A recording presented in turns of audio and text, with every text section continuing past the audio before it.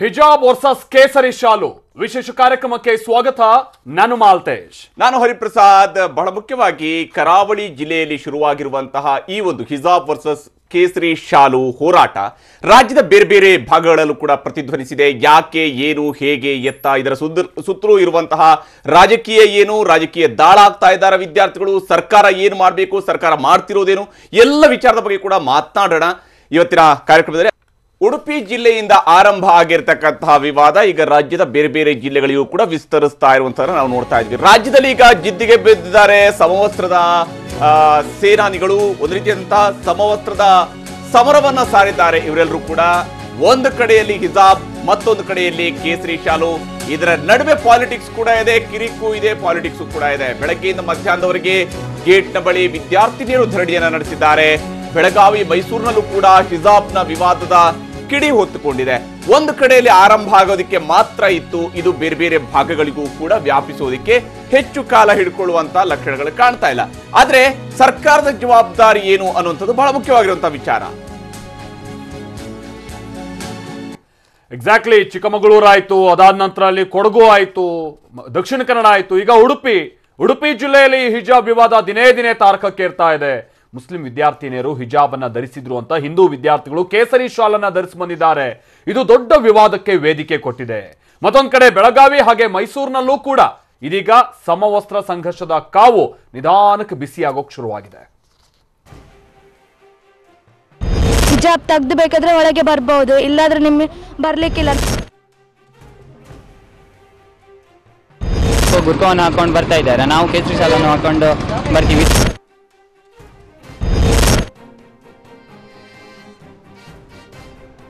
ಹಿಜಾಬ್ ಹಗ್ಗ ಜಗ್ಗಾಟ, ಕೇಸರಿ ಶಾಲಿನ ಸಮರ, ಪ್ರಾಂಶುಪಾಲರ ಜೊತೆ ಮುಸ್ಲಿಂ ವಿದ್ಯಾರ್ಥಿನಿಯರ ವಾಗ್ವಾದ. ನಾವು ಕಾಲೇಜ್ ಬಾಗ್ಲಲ್ಲೇ ಓದ್ತೀವಿ, ಇಲ್ಲೇ ಊಟ ಮಾಡ್ತೀವಿ, ಇಲ್ಲೇ ಇರ್ತೀವಿ ಅಂತ ಪಟ್ಟು ಸಮವಸ್ತ್ರ ಸಂಕಟಕ್ಕೆ ಶಾಲಾ ಸಿಬ್ಬಂದಿ ಪೀಕಲಾಟ. ನೀವ ನೋಡೇ ಬಿಡೋಣ ಅನ್ನೋ ವಾತಾವರಣ.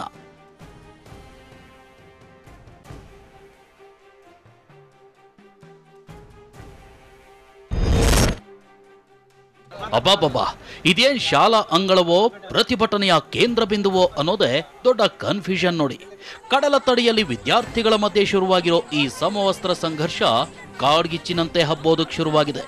ಉಡುಪಿಯ ಒಂದೊಂದೇ ಕಾಲೇಜ್ನಲ್ಲಿ ಸಮರಕ್ಕೆ ವೇದಿಕೆ ಕೊಡ್ತಿದೆ.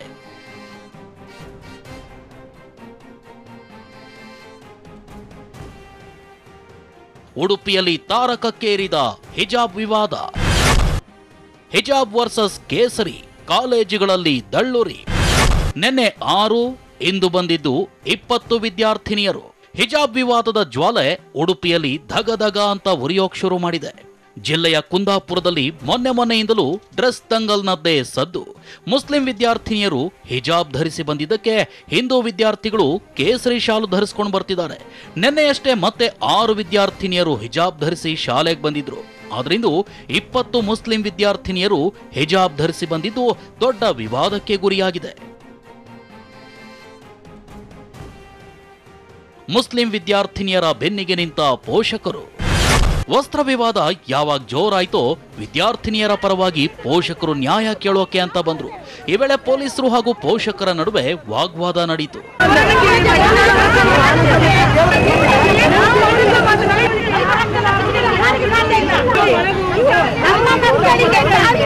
ಆ ವೇಳೆಗೆ ಪೋಷಕರಿಗೆ ಎಚ್ಚರಿಕೆ ಕೊಟ್ಟ ಕುಂದಾಪುರ ಸರ್ಕಲ್ ಇನ್ಸ್ಪೆಕ್ಟರ್ ಶ್ರೀಕಾಂತ್ ಪ್ರತಿಭಟನೆ ಮಾಡಿದ್ರೆ FIR ಹಾಕೋದಾಗಿ ವಾರ್ನ್ ಮಾಡಿದ್ರು. ನಂತರ ಪೋಷಕರು ಸ್ಥಳದಿಂದ ವಾಪಸ್ಸಾದ್ರು. ಇಷ್ಟೆಲ್ಲ ಬೆಳವಣಿಗೆಗಳಾದ್ರೂ ವಿದ್ಯಾರ್ಥಿನಿಯರು ಮಾತ್ರ ಪಟ್ಟು ಬಿಡಲಿಲ್ಲ. ಕಾಲೇಜ್ ಗೇಟ್ ಮುಂಭಾಗ ಕುಳಿತು ಪ್ರೊಟೆಸ್ಟ್ ಮಾಡಿದ್ರು. ಹಿಜಾಬ್ ಧರಿಸಿದ್ರು, ನಮ್ಮನ್ನ ತರಗತಿಯೊಳಗೆ ಬಿಡುವಂತೆ ಒತ್ತಾಯ ಮಾಡಿದ್ರು.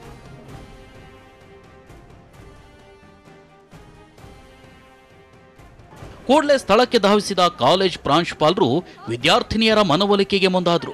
ಆಗ ಕಿಡಿಕಾರಿದ ವಿದ್ಯಾರ್ಥಿನಿಯರು ಹಿಜಾಬ್ ನಮಗೆ ಮುಖ್ಯ, ಹೈಕೋರ್ಟ್ನಿಂದ ಆದೇಶ ಇದ್ರೆ ಕೊಡಿ ಅಂತ ಗರಂ ಆದ್ರು.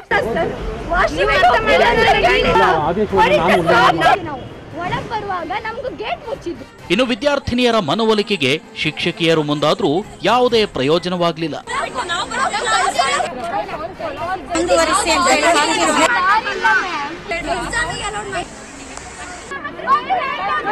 ಇತ್ತ ಕುಂದಾಪುರದಲ್ಲಿನ ಹಿಜಾಬ್ ವಿವಾದದ ಕಾವು ಕೊತ ಕೊತ ಅಂತಿರುವಾಗಲೇ ಅತ್ತ ಪಕ್ಕದ ಬೈಂದೂರಿನಲ್ಲೂ ಸಮವಸ್ತ್ರ ಸಮರ ಶುರುವಾಗೇ ಬಿಡ್ತು.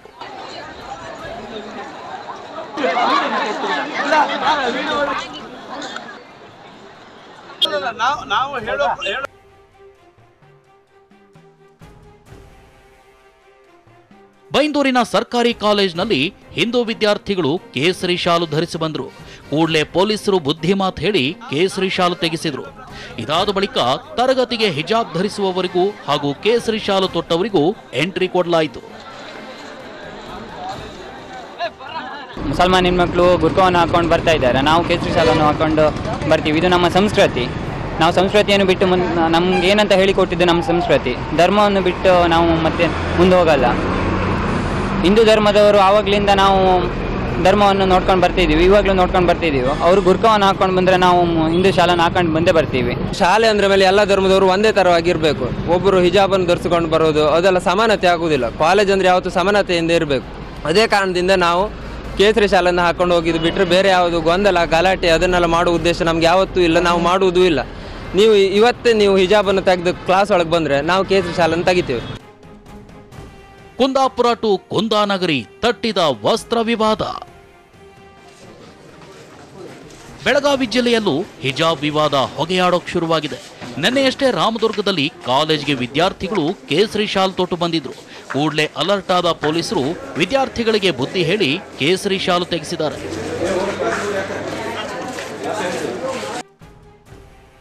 ಮೈಸೂರಿನಲ್ಲೂ ಐ ಲವ್ ಹಿಜಾಬ್ ಅಭಿಯಾನ. ಸಾಂಸ್ಕೃತಿಕ ನಗರಿ ಮೈಸೂರಿನಲ್ಲೂ ಹಿಜಾಬ್ ವಿವಾದ ಪ್ರತಿಧ್ವನಿಸಿದೆ. ಹಿಜಾಬ್ ಧರಿಸಿ ಕಾಲೇಜ್ಗೆ ತೆರಳಿ ಸರ್ಕಾರಕ್ಕೆ ಸೆಡ್ ಹೊಡೆಯಲು ಸೆಂಟ್ ಫಿಲೋಮಿನಾ ಕಾಲೇಜ್ ವಿದ್ಯಾರ್ಥಿನಿಯರು ಮುಂದಾಗಿದ್ದಾರೆ. ಬನ್ನಿ ಮಂಟಪದ ಹೈವೇ ಸರ್ಕಲ್ ಬಳಿ ಐ ಲವ್ ಹಿಜಾಬ್ ಭಿತ್ತಿಪತ್ರ ಪ್ರದರ್ಶಿಸಿ ಅಭಿಯಾನ ಮಾಡಿದ್ರು. ಕರಾವಳಿಯಲ್ಲಿ ಶುರುವಾದ ಹಿಜಾಬ್ ವಿವಾದದ ಗಾಳಿ ಒಂದೊಂದೇ ಜಿಲ್ಲೆಯತ್ತ ಪಸರಿಸುತ್ತಿದೆ. ಹೀಗಾಗಿ ಸರ್ಕಾರ ಎಚ್ಚೆತ್ತು ಸಮವಸ್ತ್ರ ಸಂಘರ್ಷಕ್ಕೆ ಇತಿಶ್ರೀ ಹಾಡಲೇಬೇಕು. Bureau report, TV9. ಇದೆಲ್ಲದರ ಜೊತೆಗೇನೆ ಸರ್ಕಾರ ಕೂಡ ಈಗ ಆಗ್ತಾ ಇರುವಂತಹ ಘಟನಾವಳಿಗಳ ಗಂಭೀರತೆಯನ್ನು ಅರಿತಿದೆ ಅಂತ ಕಾಣಿಸುತ್ತೆ. ಆ ಕಾರಣಕ್ಕಾಗಿನೇ ಇವತ್ತು ಈ ಹಿಜಾಬ್ ವಿವಾದಕ್ಕೆ ಸಂಬಂಧಪಟ್ಟ ಹಾಗೆ ಸರ್ಕಾರ ಸ್ವಲ್ಪ ಅಲರ್ಟ್ ಆದಂತಹ ರೀತಿಯಾಗಿ ಕಂಡು ಬಂತು. ಸಚಿವರು ಹಾಗೆ ಕಾನೂನು ಸಲಹೆಗಾರರ ಜೊತೆಗೆ ಮುಖ್ಯಮಂತ್ರಿಗಳು ಕೂಡ ಚರ್ಚೆ ಮಾಡ್ತಾರೆ. ವಿವಾದದ ಸಂಪೂರ್ಣ ಮಾಹಿತಿಯನ್ನ ಬಸವರಾಜ ಬೊಮ್ಮಾಯಿ ಅವರು ಕೂಡ ಪಡೆದುಕೊಳ್ತಾರೆ. ಯಾಕಂದ್ರೆ ಇದು ಕೋರ್ಟ್ ಮೆಟ್ಟಿಲೇರಿರುವಂತ ಕಾರಣಕ್ಕಾಗಿ ಸರ್ಕಾರದ ಉತ್ತರ ಏನು ಅನ್ನುವಂಥದ್ದನ್ನು ಕೋರ್ಟ್ ನಿರೀಕ್ಷೆ ಮಾಡ್ತಾ ಇದೆ. ಈ ಕಾರಣಕ್ಕಾಗಿ ಸರ್ಕಾರ ಉತ್ತರ ಕೊಡಬೇಕಾದಂತ ಅನಿವಾರ್ಯತೆ ಇದೆ. ಅಡ್ವೊಕೇಟ್ ಜನರಲ್ ಅವರನ್ನ ಕರೆಸಿಕೊಂಡು ಸಿಎಂ ಬೊಮ್ಮಾಯಿ ಇವತ್ತು ಚರ್ಚೆ ಮಾಡಿದ್ದಾರೆ. ಸಿಎಂ ಗೃಹ ಕಚೇರಿ ಕೃಷ್ಣಾದಲ್ಲಿ ಸಚಿವ ನಾಗೇಶ್ ಇದಕ್ಕೆ ಸಂಬಂಧಪಟ್ಟ ಹಾಗೆ ಕೆಲ ಹೇಳಿಕೆಗಳನ್ನ ಕೊಟ್ಟರು. ಕಾನೂನು ತಜ್ಞರ ಸಲಹೆಯನ್ನ ಪಡೆದು ನಾವು ಮುಂದುವರಿಬೇಕಾಗಿದೆ. ಕೋರ್ಟ್ಗೆ ಸರ್ಕಾರದ ನಿಲುವನ್ನ ತಿಳಿಸುವಂತ ನಿಟ್ಟಿನಲ್ಲಿ ಸೂಚನೆಯನ್ನ ಕೊಟ್ಟಿದ್ದಾರೆ ಮುಖ್ಯಮಂತ್ರಿಗಳು. ಹೈಕೋರ್ಟ್ ತೀರ್ಪು ಬರುವವರೆಗೂ ಕೂಡ ನಾವು ಸಂಹಿತೆಯನ್ನ ಪಾಲಿಸಬೇಕಿದೆ, ನಾವು ಪಾಲಿಸ್ತೀವಿ ಅನ್ನುವಂತನ್ನ ಶಿಕ್ಷಣ ಸಚಿವರು ಹೇಳಿದ್ರು.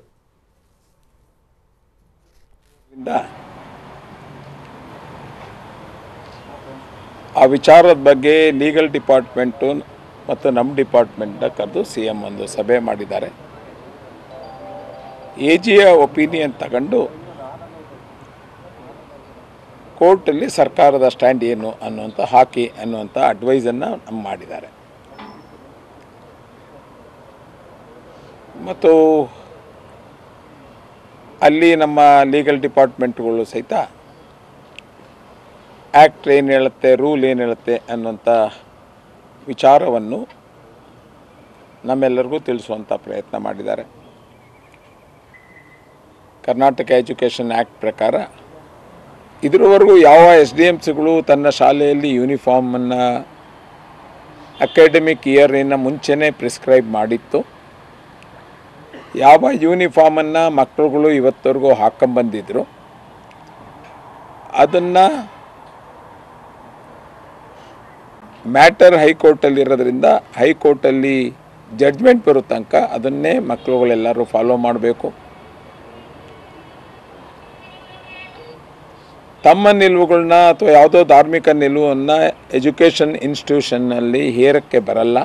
ಕೋರ್ಟಲ್ಲಿ ಮ್ಯಾಟರ್ ಇರೋದ್ರಿಂದ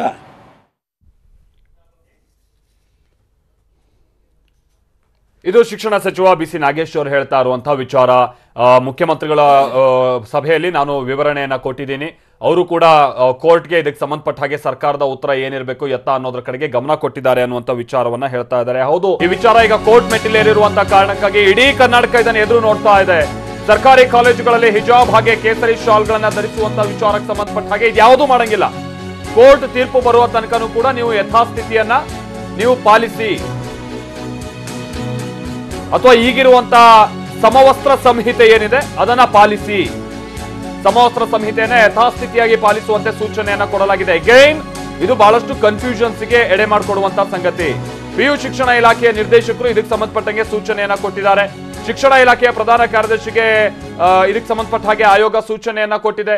ಬಟ್ ಇಲ್ಲಿ ವಿಚಾರ ಅಂತ ಅಂದ್ರೆ ಅಫ್ಕೋರ್ಸ್ ಇಲ್ಲಿ ಯಾವುದೇ ಶಾಲಾ ಕಾಲೇಜುಗಳಿಗೆ ಸಂಬಂಧಪಟ್ಟ ಹಾಗೆ ಅದರ ಆಡಳಿತ ಮಂಡಳಿಯವರು ಅಥವಾ ಸ್ಥಳೀಯವಾಗಿ ಅವರಲ್ಲಿ ಒಂದು ಮಂಡಳಿ ಏನಿರುತ್ತೆ, ಅವರೊಂದು ಪೇರೆಂಟ್ಸ್ ಟೀಚರ್ಸ್ ಅಸೋಸಿಯೇಷನ್ ಇರುತ್ತೆ, ಅಲ್ಲಿ ಅವರು ನಮ್ಮಲ್ಲಿ ಈ ತರದ ಒಂದು ಯೂನಿಫಾರ್ಮ್ ಇದೆ ಅನ್ನುವಂಥದ್ದು ಎಲ್ಲದಕ್ಕೂ ನಿರ್ಧಾರಕ್ಕೆ ಬರ್ತಾರೆ. ಹೌದು, ಸರ್ಕಾರನೂ ಕೂಡ ಹೀಗೊಂದು ಯೂನಿಫಾರ್ಮ್ ಇರಬೇಕು ಅನ್ನುವಂಥ ನಿಟ್ಟಿನಲ್ಲಿ ನೀವು ನಿರ್ಧಾರಕ್ಕೆ ತೆಗೆದುಕೊಳ್ಳಿ ಅನ್ನುವಂಥ ಕಾಲೇಜು ವಿಚಾರಕ್ಕೆ ಸೂಚನೆ ಕೊಟ್ಟಿದ್ದಾರೆ. ಅವರು ಯೂನಿಫಾರ್ಮ್ ಇರುತ್ತೆ, ಇಂತಿಂತ ಕಲರ್ನ ಯೂನಿಫಾರ್ಮ್ ಇಷ್ಟು ವರ್ಷ ತನಕ ಅನ್ನುವಂಥದ್ದು ಎಲ್ಲ ಒಂದು ನಿರ್ಧಾರಕ್ಕೆ ಬಂದಿರ್ತಾರೆ. ಹೌದು, ಬಟ್ ಅಗೈನ್ ಅಲ್ಲಿ ಹಿಜಾಬ್ ಅನ್ನ ಧರಿಸಿ ಬರುವಂತೆ ಇರೋದಿಲ್ಲ, ಅಥವಾ ನಿಮ್ಮ ಧರ್ಮಕ್ಕೆ ಸಂಬಂಧಪಟ್ಟ ಹಾಗಿನ ಶಾಲು ಅಥವಾ ಮತ್ತೊಂದನ್ನು ಸೂಚಿಸುವಂಥದ್ದು ಯಾವುದು ಕೂಡ ಮಾಡಂಗಿಲ್ಲ ಅನ್ನುವಂಥ ಸೂಚನೆ ಬಹಳಷ್ಟು ಆಡಳಿತ ಮಂಡಳಿಯವರು ಮಾಡಿರೋಲ್ಲ. ಈಗ ಸರ್ಕಾರ ಏನೋ ನೀವು ಸಮವಸ್ತ್ರ ಸಂಹಿತೆಯನ್ನ ಯಥಾಸ್ಥಿತಿಯಾಗಿ ಮುಂದುವರಿಸಿ ಅಂದ್ರೆ, ಹೌದಪ್ಪ ಸಮವಸ್ತ್ರ ಸಂಹಿತೆ ಅವ್ರ ಯೂನಿಫಾರ್ಮ್ ಅವ್ರು ಹಾಕೊಂಡು ಹೋಗ್ತಾರೆ, ಹೌದು. ಬಟ್ ಈ ಹಿಜಾಬ್ ವಿಚಾರಕ್ಕೆ ಏನ್ ಇವ್ರು ಕ್ಲಾರಿಟಿ ಕೊಡ್ತಾ ಇದ್ದಾರೆ, ಆ ಕ್ಲಾರಿಟಿ ಇಲ್ಲಿಲ್ಲ. ಇಲ್ಲಿ ಸರ್ಕಾರ ಯಥಾಸ್ಥಿತಿಯನ್ನು ಕಾಪಾಡಬೇಕು ಅಂತ ಹೇಳಿದ್ರೆ, ಈಗ ಯಥಾಸ್ಥಿತಿ ಅಂದ್ರೆ ಯಾವುದು ಅನ್ನುವಂಥ ಒಂದು ಪ್ರಶ್ನೆಯೂ ಕೂಡ ಸಹಜವಾಗಿಯೇ ಉದ್ಭವ ಆಗುತ್ತೆ. ಯಥಾಸ್ಥಿತಿಯನ್ನು ಕೂಡ ಇಲ್ಲಿ ಪ್ರಶ್ನಿಸಬೇಕಾಗಿರುವಂಥದ್ದು. ಹಾಗೇನೆ ಮತ್ತೊಂದು ಕಡೆಯಲ್ಲಿ ಶಾಫಿ ಸಹದಿ ಅವರು ವಕ್ಫ್ ಬೋರ್ಡ್ನ ಅಧ್ಯಕ್ಷರು ಇವತ್ತು ಶಿಕ್ಷಣ ಸಚಿವರನ್ನ ಭೇಟಿಯಾಗಿದ್ದಾರೆ. ಮುಸ್ಲಿಂ ಸಮುದಾಯದ ಅಹವಾಲುಗಳು, ಅಲ್ಲಿಂದ ಬಂದಿರುವಂತಹ ಬೇಡಿಕೆಗಳು, ಈ ವಿಚಾರದ ಬಗ್ಗೆ ಶಿಕ್ಷಣ ಸಚಿವರ ಜೊತೆಗೆ ಮಾತನಾಡಿದ್ದಾರೆ. ಶಾಫಿ ಸಹದಿ ಏನು ಹೇಳಿದ್ದಾರೆ ಅದನ್ನು ತೋರಿಸ್ತೀವಿ ನೋಡಿ. ಹಿಜಾಬ್ ಧರಿಸಿ ಬರಲೇಬಾರದು ಅಂತ ಹೇಳ್ತಾ ಇದ್ದಾರೆ ಕೆಲವು ಕಡೆಗಳಲ್ಲಿ. ಸಚಿವರು ಹೊರಡಿಸಿದಂಥ ಸುತ್ತೋಲೆ ಪ್ರಕಾರ ಅಲ್ಲಿ ಯಾವುದು ಸ್ಟೇಟಸ್ ಕೋ ಮೈಂಟೈನ್ ಮಾಡಬೇಕು ಅಂತ ಹೇಳಿದ್ದಾರೆ. ಎಲ್ಲಿ ಹಿಜಾಬ್ಗಳು ಮುಂಚೆ ಅವರು ಧರಿಸ್ಕೊಂಡು ಬರ್ತಾ ಇರಲಿಲ್ವೋ ಅಲ್ಲಿ ಬರಬಾರ್ದು, ಎಲ್ಲಿ ಬರ್ತಾ ಇದ್ದಾರೆ ಅವರು ಬರ್ಬೋದು ಎಂಬ ಒಂದು ಸರ್ಕ್ಯುಲರ್ ಸರ್ಕಾರ ಈಗಾಗಲೇ ಹೊರಡಿಸಿದೆ. ಅದಕ್ಕೆ ವಿರುದ್ಧವಾಗಿ ಯಾವುದಾದರೂ ಶಾಲೆಗಳು ಕಾಲೇಜುಗಳು ಅಂಥ ವಿಚಾರಗಳು ಮಾಡಿದರೆ ಅವರ ವಿರುದ್ಧನೂ ಕ್ರಮ ಕೈಗೊಳ್ತೇವೆ ಅಂತ ಹೇಳಿದ್ದಾರೆ. ಅದರೊಟ್ಟಿಗೆ ಏನಿದ್ದರೂ ಈಗ ಹೈಕೋರ್ಟಲ್ಲಿದೆ, ಹೈಕೋರ್ಟ್ ಮೆಟ್ಟಲೇರಿದೆ ವಿವಾದ. ಹೈಕೋರ್ಟಿಂದ ಯಾವುದೇ ಜಡ್ಜ್ಮೆಂಟ್ ಬರುತ್ತೆ ಎಲ್ಲರೂ ಅದಕ್ಕೆ ಬದ್ಧರಿರ್ತೀವಿ ಅಂತ ಸರ್ಕಾರದ ಕಡೆಯಿಂದ ಸಚಿವರು ಹೇಳಿದ್ದಾರೆ. ಇನ್ನು ಇದೇ ವಿಚಾರಕ್ಕೆ ಸಂಬಂಧಪಟ್ಟ ಹಾಗೆ ಇವತ್ತು ಸಿದ್ದರಾಮಯ್ಯನವರು ಬಹಳ ವಿವರಣೆಯನ್ನ ಕೊಡುವಂತ ಒಂದು ಪ್ರಯತ್ನವನ್ನ ಮಾಡಿದ್ರು. ಸರ್ಕಾರದ ವಿರುದ್ಧವಾಗಿ ಹಲವು ಪ್ರಶ್ನೆಗಳನ್ನ ಕೇಳ್ತಾರೆ ಸರ್ಕಾರಕ್ಕೆ. ಏನ್ ಹೇಳಿದ್ರು ಸಿದ್ದರಾಮಯ್ಯನವರು ಇದಕ್ಕೆ ಸಂಬಂಧಪಟ್ಟ ಹಾಗೆ ಅವ್ರ ಪ್ರತಿಕ್ರಿಯೆ ಏನಿತ್ತು ಬನ್ನಿ ಕೇಳೋಣ. ಸಮವಸ್ತ್ರ ಕಡ್ಡಾಯ ಮಾಡಬೇಕು ಅಂತ ಎಲ್ಲೂ ಸರ್ಕಾರ ಹೇಳಿಲ್ಲ. ಅದು PUC ಲೆವೆಲ್ನಲ್ಲಿ ಕಡ್ಡಾಯ ಸಮವಸ್ತ್ರ ಮಾಡಿ ಅಂತ ಎಲ್ಲೂ ಹೇಳಿಲ್ಲ. ಈಗ ನಿನ್ನೆ ಯಾವುದೋ ಕುಂದಾಪುರ ಕಾಲೇಜಿನಲ್ಲಿ ಒಬ್ಬ ಪ್ರಿನ್ಸಿಪಾಲು ಗೇಟ್ ಹಾಕೊಂಡು ನೀವು ಬರಬೇಡಿ ಅಂತೇಳಿ 29 ಜನ ಮುಸ್ಲಿಂ ಹೆಣ್ಮಕ್ಳಿಗೆ ಮೊನ್ನೆದಿಂದ ಇತ್ತು ಉಡುಪಿ ಜಿಲ್ಲೆಯಲ್ಲಿ. ಅದು it is against the fundamental right of the citizens. ಸರ್ಕಾರಿ ಕಾಲೇಜ್ ಬೇರೆ, ಸರ್ಕಾರಿ college. It violates the fundamental right of the students. ಈಗ ಇದರ ಅರ್ಥ ಏನು ಅಂತಂದ್ರೆ, ಆ ಮುಸ್ಲಿಂ ಹೆಣ್ಮಕ್ಳಿಗೆ ವಿದ್ಯೆ ಸಿಗದೆ ತಡೆಯೋದು, ಹೆಣ್ಮಕ್ಳಿಗೆ ವಿದ್ಯೆಯಿಂದ ವಂಚಿತರನ್ನಾಗಿ ಮಾಡ್ತಕ್ಕಂಥ ಒಂದು ಕುಟಿಲ ಪ್ರಯತ್ನ ಇದು. Right to education it's a fundamental right. Right to practice any religion is a fundamental right.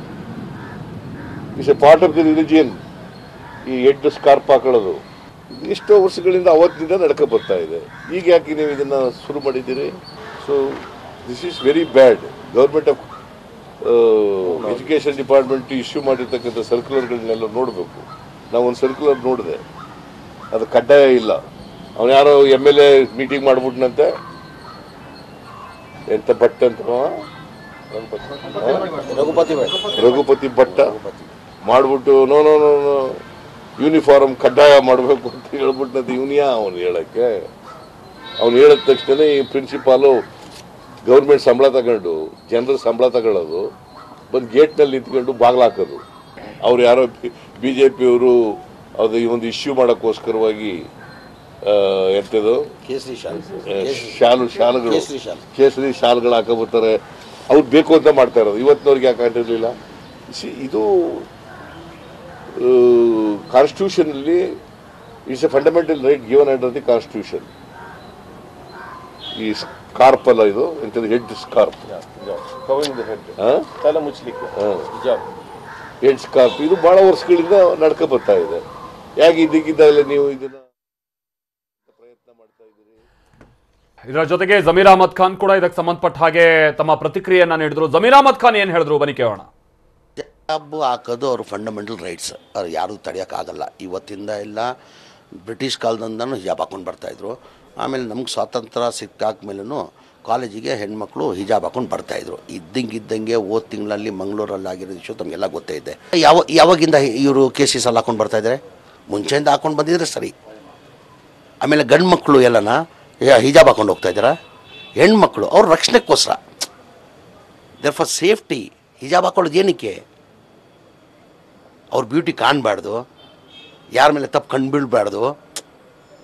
ಈಗ ಗಂಡು ಮಕ್ಕಳು ಯಾರನ್ನ ಹಿಜಾಬ್ ಹಾಕೊಂಡು ಬರ್ತಾಯಿದ್ರೆ, ನೆನ್ನೆ ಕೇಸಿ ಸಾಲ ಹಾಕೊಂಡು ಹೋದಿರಲ್ಲ, ಇದಕ್ಕಿಂತ ಮುಂಚೆ ಕೇಸಿ ಸಾಲ ಯಾವತ್ತನ ಹಾಕಿದ್ರಾ? ನೆನ್ನೆ ತಾನೇ ಹಾಕಿರೋದು ಕೇಸಿ ಸಾಲ. ಕುಂದಾಪುರಲ್ಲಿ ಆದಮೇಲೆ ನಾವು ಏನೋ ಮಂಗಳೂರಲ್ಲ ಉಡುಪಿದಲ್ಲಾಗಿದೆ, ಇವತ್ತಿಲ್ಲ ನಾಳೆ ಬಗೆಹರಿಬೋದು ಅಂತ ನಾವು ತಿಳ್ಕೊಂಡಿದ್ವಿ. ನೆನ್ನೆ ಕುಂದಾಪುರಲ್ಲಿ ಆದಮೇಲೆ ನಮಗೆಲ್ಲ ಒಂದು ಕಡೆ ಇದು ಈ ಸುಲಭವಾಗಿ ನಿಲ್ಲಂಗಿಲ್ಲ. ಇದು ಸರ್ಕಾರ ಇದ್ದಲ್ಲಿ ಕೈವಾಡ ಇದ್ದಂಗಿದೆ. ಏನಕ್ಕೆ ಅವರು 23 ಚುನಾವಣೆ ಬರ್ತಾಯಿದೆ. ಯಾವತ್ತೂ BJPಯವರು ಇಂಥ ಅಭಿವೃದ್ಧಿ ಕೆಲಸ ಮಾಡಿದ್ದೀವಿ ಅಂತ ಓಟ್ ಕೇಳಕ್ಕೆ ಹೋಗಲ್ಲ. ಅವರು ಇದೆ ಹಿಂದೂ ಮುಸ್ಲಿಂ ಏನೋ ಒಂದು ಇಶ್ಯೂ ತಂದುಬಿಟ್ಟು ಅವ್ರು ಲಾಭ ಬೆನಿಫಿಟ್ ಮಾಡ್ಕೊಳಕ್ಕೆ ನೋಡ್ತಾ ಇದ್ದಾರೆ. ಇಲ್ಲಿ ಆರೋಪ ಪ್ರತ್ಯಾರೋಪವು ಕೂಡ ಬಹಳ ಜೋರಾಗಿದೆ. ಒಂದು ಕಡೆಯಲ್ಲಿ ಸಿದ್ದರಾಮಯ್ಯನವರ ಮಾತು, ಅದಕ್ಕೆ ಉತ್ತರವಾಗಿ ಶಿಕ್ಷಣ ಸಚಿವ BC ನಾಗೇಶ್ ಅವರು ಕೊಟ್ಟಿರುವಂತಹ ತಿರುಗೇಟು ಯಾವ ಸ್ವರೂಪದಲ್ಲಿತ್ತು ತೋರಿಸ್ತೀವಿ ನೋಡಿ. ಇವತ್ತು ನನಗೆ ಎಲ್ಲದಕ್ಕಿಂತ ದುಃಖ ಆಗ್ತಿರುವಂಥದ್ದು, ಒಬ್ಬ ಮುತ್ಸದ್ದಿ ರಾಜಕಾರಣಿ, ಅನೇಕ ವರ್ಷಗಳಿಂದ ರಾಜಕೀಯದಲ್ಲಿ ಜವಾಬ್ದಾರಿಯುತ ಸ್ಥಾನದಲ್ಲಿದ್ದಂಥವ್ರು, ಮುಖ್ಯಮಂತ್ರಿ ಆಗಿದ್ದಂಥವ್ರು, ಸ್ವತಃ ಅಡ್ವೊಕೇಟ್ ಆದಂಥವ್ರು, ಅವರು ಜನದ ಓಟ್ಗೋಸ್ಕರ ಜನರ ಮುಂದೆ ಬಂದು ಮಿಸ್ಗೈಡ್ ಮಾಡ್ತಾರೆ ಅಂದರೆ ನನಗೆ ನಿಜವಾಗ್ಲೂ ಸಿದ್ದರಾಮಯ್ಯನವ್ರ ಬಗ್ಗೆ ದುಃಖ ಆಗ್ತಾ ಇದೆ. ಅವ್ರ ಕಾಲದಲ್ಲೇ ರೂಲ್ ಮಾಡಿರೋದು 2018ನಲ್ಲಿ. ಅವರೇ ಸ್ವತಃ ಚೀಫ್ ಮಿನಿಸ್ಟರ್ ಆಗಿದ್ದಂಥವ್ರು. ನಾನೇನು ಲಾ ಓದೋನಲ್ಲ, ಲಾ ಪಂಡಿತ ಅಲ್ಲ, ನಾನು ಓದಿರುವಂಥದ್ದು ಇಂಜಿನಿಯರಿಂಗು. ಆದರೆ ನನಗೆ ಅರ್ಥವಾಗುತ್ತೆ, ಒಬ್ಬ ಲಾಯರ್ ಆಗಿದ್ದಂಥವ್ರು, ಮುಖ್ಯಮಂತ್ರಿ ಆಗಿದ್ದಂಥವ್ರು, ಅವ್ರ ಕಾಲದಲ್ಲೇ ರೂಲ್ ಮಾಡೋದು ರೂಲ್ 11 ಸ್ಪಷ್ಟವಾಗಿ ಹೇಳುತ್ತೆ, ಎಲ್ಲ ಇನ್ಸ್ಟಿಟ್ಯೂಷನ್ಗಳು ಆ ಇನ್ಸ್ಟಿಟ್ಯೂಷನ್ ಇಷ್ಟಪಟ್ಟರೆ ಯೂನಿಫಾರ್ಮನ್ನು ಕಡ್ಡಾಯ ಮಾಡ್ಬೋದು ಅನ್ನೋದು ಕ್ಲಿಯರ್ ಹೇಳುತ್ತೆ. ಪ್ರಜಾಪ್ರಭುತ್ವದ ಬಗ್ಗೆ ಇವ್ರಿಗಿರುವಂಥ ಕಾಳಜಿ ತೋರಿಸುತ್ತೆ. ಯಾವನೋ ಒಬ್ಬ ರಘೋತಿಪತಿ ಭಟ್ಟ ಅಂತ ಮಾತಾಡಿದ್ದಾರೆ. ಖಂಡಿತ ನನಗೆ ಮನವಿ ಮಾಡ್ತೀನಿ, ಸಿದ್ದರಾಮಯ್ಯನಂತರ ಮುತ್ಸದ್ದಿ ರಾಜಕೀಯಕ್ಕೆ ಈ ಥರ ಪ್ರಜಾಪ್ರಭುತ್ವನ ಸಾಕಷ್ಟು ಹಾಳು ಮಾಡಾಗಿದೆ. ಇನ್ನು ಮುಂದಿನ ದಿನಗಳಲ್ಲಿ ಇನ್ನೂ ಹಾಳು ಮಾಡುವಂಥ ಪ್ರಯತ್ನ, ಓಟ್ಗೋಸ್ಕರ ರಾಜಕೀಯ ಕ್ಷೇತ್ರ ಹಾಳು ಮಾಡಿ ಆಗಿದೆ, ಎಜುಕೇಷನ್ ಇನ್ಸ್ಟಿಟ್ಯೂಟ್ಗಳನ್ನ ಹಾಳು ಮಾಡುವಂಥ ಪ್ರಯತ್ನ ಮಾಡಬೇಡಿ. 2018ನಲ್ಲಿ ಅವರೇ ಚೀಫ್ ಮಿನಿಸ್ಟರ್ ಆಗಿದ್ದಾಗ ಅದರಲ್ಲಿ ರೂಲ್ ಮಾಡಿದಾಗ ರೂಲ್ 11ನಲ್ಲಿ ಸ್ಪಷ್ಟವಾಗಿ all institutions have every right to prescribe their own uniform ಅಂತ ಉಡುಪಿ ಕೇಸಲ್ಲಿ ಹೇಳ್ತಾರೆ. ಇಷ್ಟು ದಿನ ಹಾಕೊಂಬರ್ತಿದ್ರು ಅಂತ. ನಾಚಿಕೆ ಆಗಬೇಕು ಒಬ್ಬ ಚೀಫ್ ಮಿನಿಸ್ಟರ್ ಆಗಿದ್ದಂಥವ್ರು ಮಾತಾಡೋದಕ್ಕೆ. ಅಪ್ಪ, ಪೋಷಕರು, ಮಕ್ಕಳು ಶಾಲೆಯನ್ನು ಸೇರುವಂಥ ಟೈಮಲ್ಲಿ ಸ್ಪಷ್ಟವಾಗಿ ಬರ್ಕೊಟ್ಟಿದ್ದಾರೆ, ಶಾಲೆ ಯಾವ ಯೂನಿಫಾರ್ಮ್ ಪ್ರಿಸ್ಕ್ರೈಬ್ ಮಾಡ್ತೀವೋ ಅದನ್ನು ಹಾಕೊಂಬರ್ತೀವಿ ಅಂತ.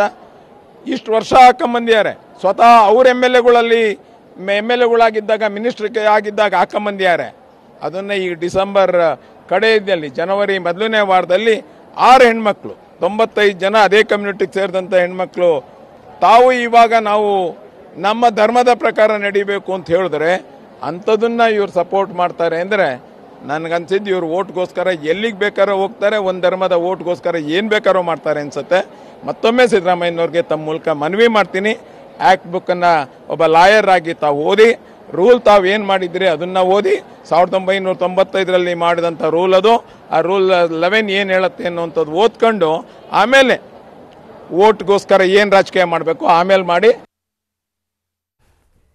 ಇನ್ನು ಶಿಕ್ಷಣ ಸಚಿವರು ಈ ಯೂನಿಫಾರ್ಮ್ ವಿಚಾರವಾಗಿ ಕೆಲ ಹೇಳಿಕೆಗಳನ್ನ ಕೊಟ್ಟರು, ಬನ್ನಿ ಕೇಳೋಣ. ನಮ್ಗೆ ಈಗ ಡೌಟ್ ಬರ್ತಿರುವಂಥದ್ದು, ಇದ್ರ ಹಿಂದ್ಗಡೆ ಬೇರೆ ಬೇರೆ ಪಿತೂರುಗಳಿರ್ಬೋದು ಅಂತ, ಈ ದೇಶದ ಸಮಗ್ರತೆಯನ್ನು ಹಾಳು ಮಾಡೋದಕ್ಕೋಸ್ಕರ ಇರುವಂಥ ಪಿತೂರುಗಳಿರ್ಬೋದು, ಯಾಕೆಂದ್ರೆ ಇದು ಯಾವುದೋ 6 ಮಕ್ಕಳಿನ ಎಜುಕೇಶನ್ ಪ್ರಪಂಚದ 8 ದೇಶಗಳಲ್ಲಿ ಇದನ್ನ ಬ್ಯಾನ್ ಮಾಡಿದ್ದಾರೆ. ಅದ್ಯಾಕದು ಯಾವುದೇ ಇಂಟರ್ನ್ಯಾಷನಲ್ ನ್ಯೂಸ್ ಆಗ್ತಿಲ್ಲ? ಯಾಕದು ನ್ಯಾಷನಲ್ ನ್ಯೂಸ್ ಆಗ್ತಿಲ್ಲ? ಹೈಕೋರ್ಟ್ ಏನೋ ಕ್ಲಿಯರ್ ಕಟ್ ಡಿಸಿಷನ್ ಕೊಟ್ಟಿದೆ ಹಾಕೊಂಬರ್ಬಾರ್ದು ಅಂತ. ಯಾಕದು ನ್ಯೂಸ್ ಆಗಲ್ಲ? ಯಾವುದೋ 6 ಮಕ್ಕಳು ಹಾಕೊಂಬರ್ತೀವಿ ಶಾಲೆಗೆ ಇಷ್ಟೇ ಬರ್ತಿದ್ದಾರೆ.